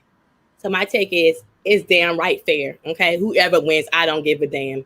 Okay. As long as you win, I don't care. It ain't got nothing to do with me. It ain't gonna affect my pockets. So I say, I don't care. I won. I call it a day, and it is what it is. Like Keisha Cole said, it's just the way it is. Okay, Ms. Lackey. Yes. Final thoughts is I just absolutely think that it is fair for spousal support, and you guys already know my story, and so like I said, that is in my case, and it is different variables and everything. So I appreciate you guys having me up here, and I appreciate all of the input and everything, and I appreciate you guys all understanding me as well. Absolutely, I love Ms. y'all. Lackey. We love you too. Real, Ms. Lackey. I'll forego my final thought this week. Go ahead, Aunt. Thank God. Dr. Bombay. Oh, Shut up. it went that way. Okay. My final thought, as the host so graciously asked us, as far as being fair or unfair, it depends on who's receiving it. It depends on who's paying it. And ultimately, it rests with the judge and how they feel about it. Personally, I do, to reiterate, I do feel that a lot of the laws on the books are antiquated and they need to be updated. And we need to kind of revisit that whole thing from a judicial standpoint to make it work a little better. You know, because like I said, there's a lot of things that are old and outdated, and we just need to, just deal with that. And that's my final thought about that. And just want to say you are some of the loveliest women on the YouTube platform on here today. Aww. Thank you. Everybody, hold on. Everybody except Shanita. Everybody except Shanita. Jerron, do not be a hater in your entire life, okay? Thank you, Dr. Bombay. We appreciate it. We missed you. I've missed you as well. Yes. Wow. That's a tough point to come after. You had a great voice and some good points. Like, what am I supposed to say after that? All right. You said all the good stuff. But yeah, no, I 100% agree. The law should be updated. Spousal support, it definitely depends on how it's being given. There are variables that go into that. Not everyone just deserves spousal support. No one deserves anything realistically in this world. Everything is earned. But that is really what I'll say to that. Okay. Great. So Vee's final thought is, I believe that there are definitely a lot of situations where spousal support is very necessary, and I believe it is fair. Whether it's the person paying it or the person receiving it, both parties put into the marriage. And depending on the situation, I think there are certain situations where spousal support probably wouldn't be fair, but yet again, that is another variable. So for the most part, though, I think people that are receiving spousal support and the people that are paying it, I think that majority of the time it's probably correct. It's probably the right way to go around it. Whether or not you want it, it's up to you. And that is my final thought on tonight's topic. But I definitely think that spousal support is fair. And I don't believe that anybody should be held because they're getting spousal support, should be held to still uphold the part that they played in that relationship whilst that relationship was still very much together and active. So it's not your turn. Is Vee's final thoughts. I also want to say thank you so much to every single person that is in the chat. You guys rock. You guys are amazing. We couldn't do the show without you. To all of my visiting panel. My bad. That was the wrong one. That's what I wanted. There we go. To everybody that came up on the panel today, thank you all so much. I really appreciate every single one of you guys. You always appreciate it. Everyone that's in the chat on Sundays for Battle of the Sexes, anybody can click on the link and join the conversation. We love to hear different perspectives from different people each and every single week. So with that being said, Thursday night is Ladies Night. Make sure you guys come back and join us. We have a lot of interesting stuff that we're going to be discussing on Thursday. So make sure you join us at 7 p.m. Central Time for Ladies Night. Also, this week, our content creators are doing a detox challenge for 2 weeks. If you guys would like to join us, then let me know. Hit me up in the DMs on IG. We are using my teas, Candidly Tea, my detox teas. So please feel free to obviously go over to the site and visit and purchase if you would like to join the detox challenge. I will have more information on that on my IG stories tomorrow morning. So make sure you guys are looking out for that as well. Miss Shanita Marine, randomly my goddess, also has some amazing handcrafted, beautiful jewels and crystals that she also is wearing and has in the back of her ground as well. So make sure you go over to her page also and visit, and obviously feel free to support. We try to support as many Black businesses as we possibly can. Dre is also an author, so make sure you hit him up on his channel. He has written how many books now, Dre? 3, 2? Oh, I wish. Just one, and I'm finishing up 2 this summer. Okay, so there we go. Dre's gonna have a new book out this summer, guys. So make sure you also visit his channel as well. And E Black, I'm gonna let you. I'm gonna give you the stage. I'm gonna let you promote your channel. Go ahead, E Black. Damn, you know, I mean, 2 hours later, you know, y'all already know I just started. Okay, now you're getting shy about promoting. Come on, bro. Right. Hold on, for real. Go ahead, promote your shit. No, come on, bro. God damn. All right, y'all already know, you know, I got a little channel going on, so you know, watch me on Facebook, YouTube, like, subscribe, you know, hit the bell, ring it. Y'all, Wow. he's being shy. He's a new YouTuber. I was expecting more than that. Right. We waited all this time for that little shit. Y'all already know. Y'all already know, man. Y'all, bro, he wanted the truth. You can't handle the truth. Okay. That's what happened. All right, that's what happened, D Black. Yo, he's one up and me on the. Well, I just want to say that everybody that is actually on the stage is a content creator and all have channels. So please make sure you go and visit every single person that is on this stage as well. We're trying to get E Black. We're trying to help him out. So you know, make sure you go over to his channel first. But make sure you also visit everybody else that came up here and gave us their time tonight. Thank you. I love every single one of you guys. I hope you all have an amazing and blessed week. And I will see you all on Sunday. Night, guys. Night. Night.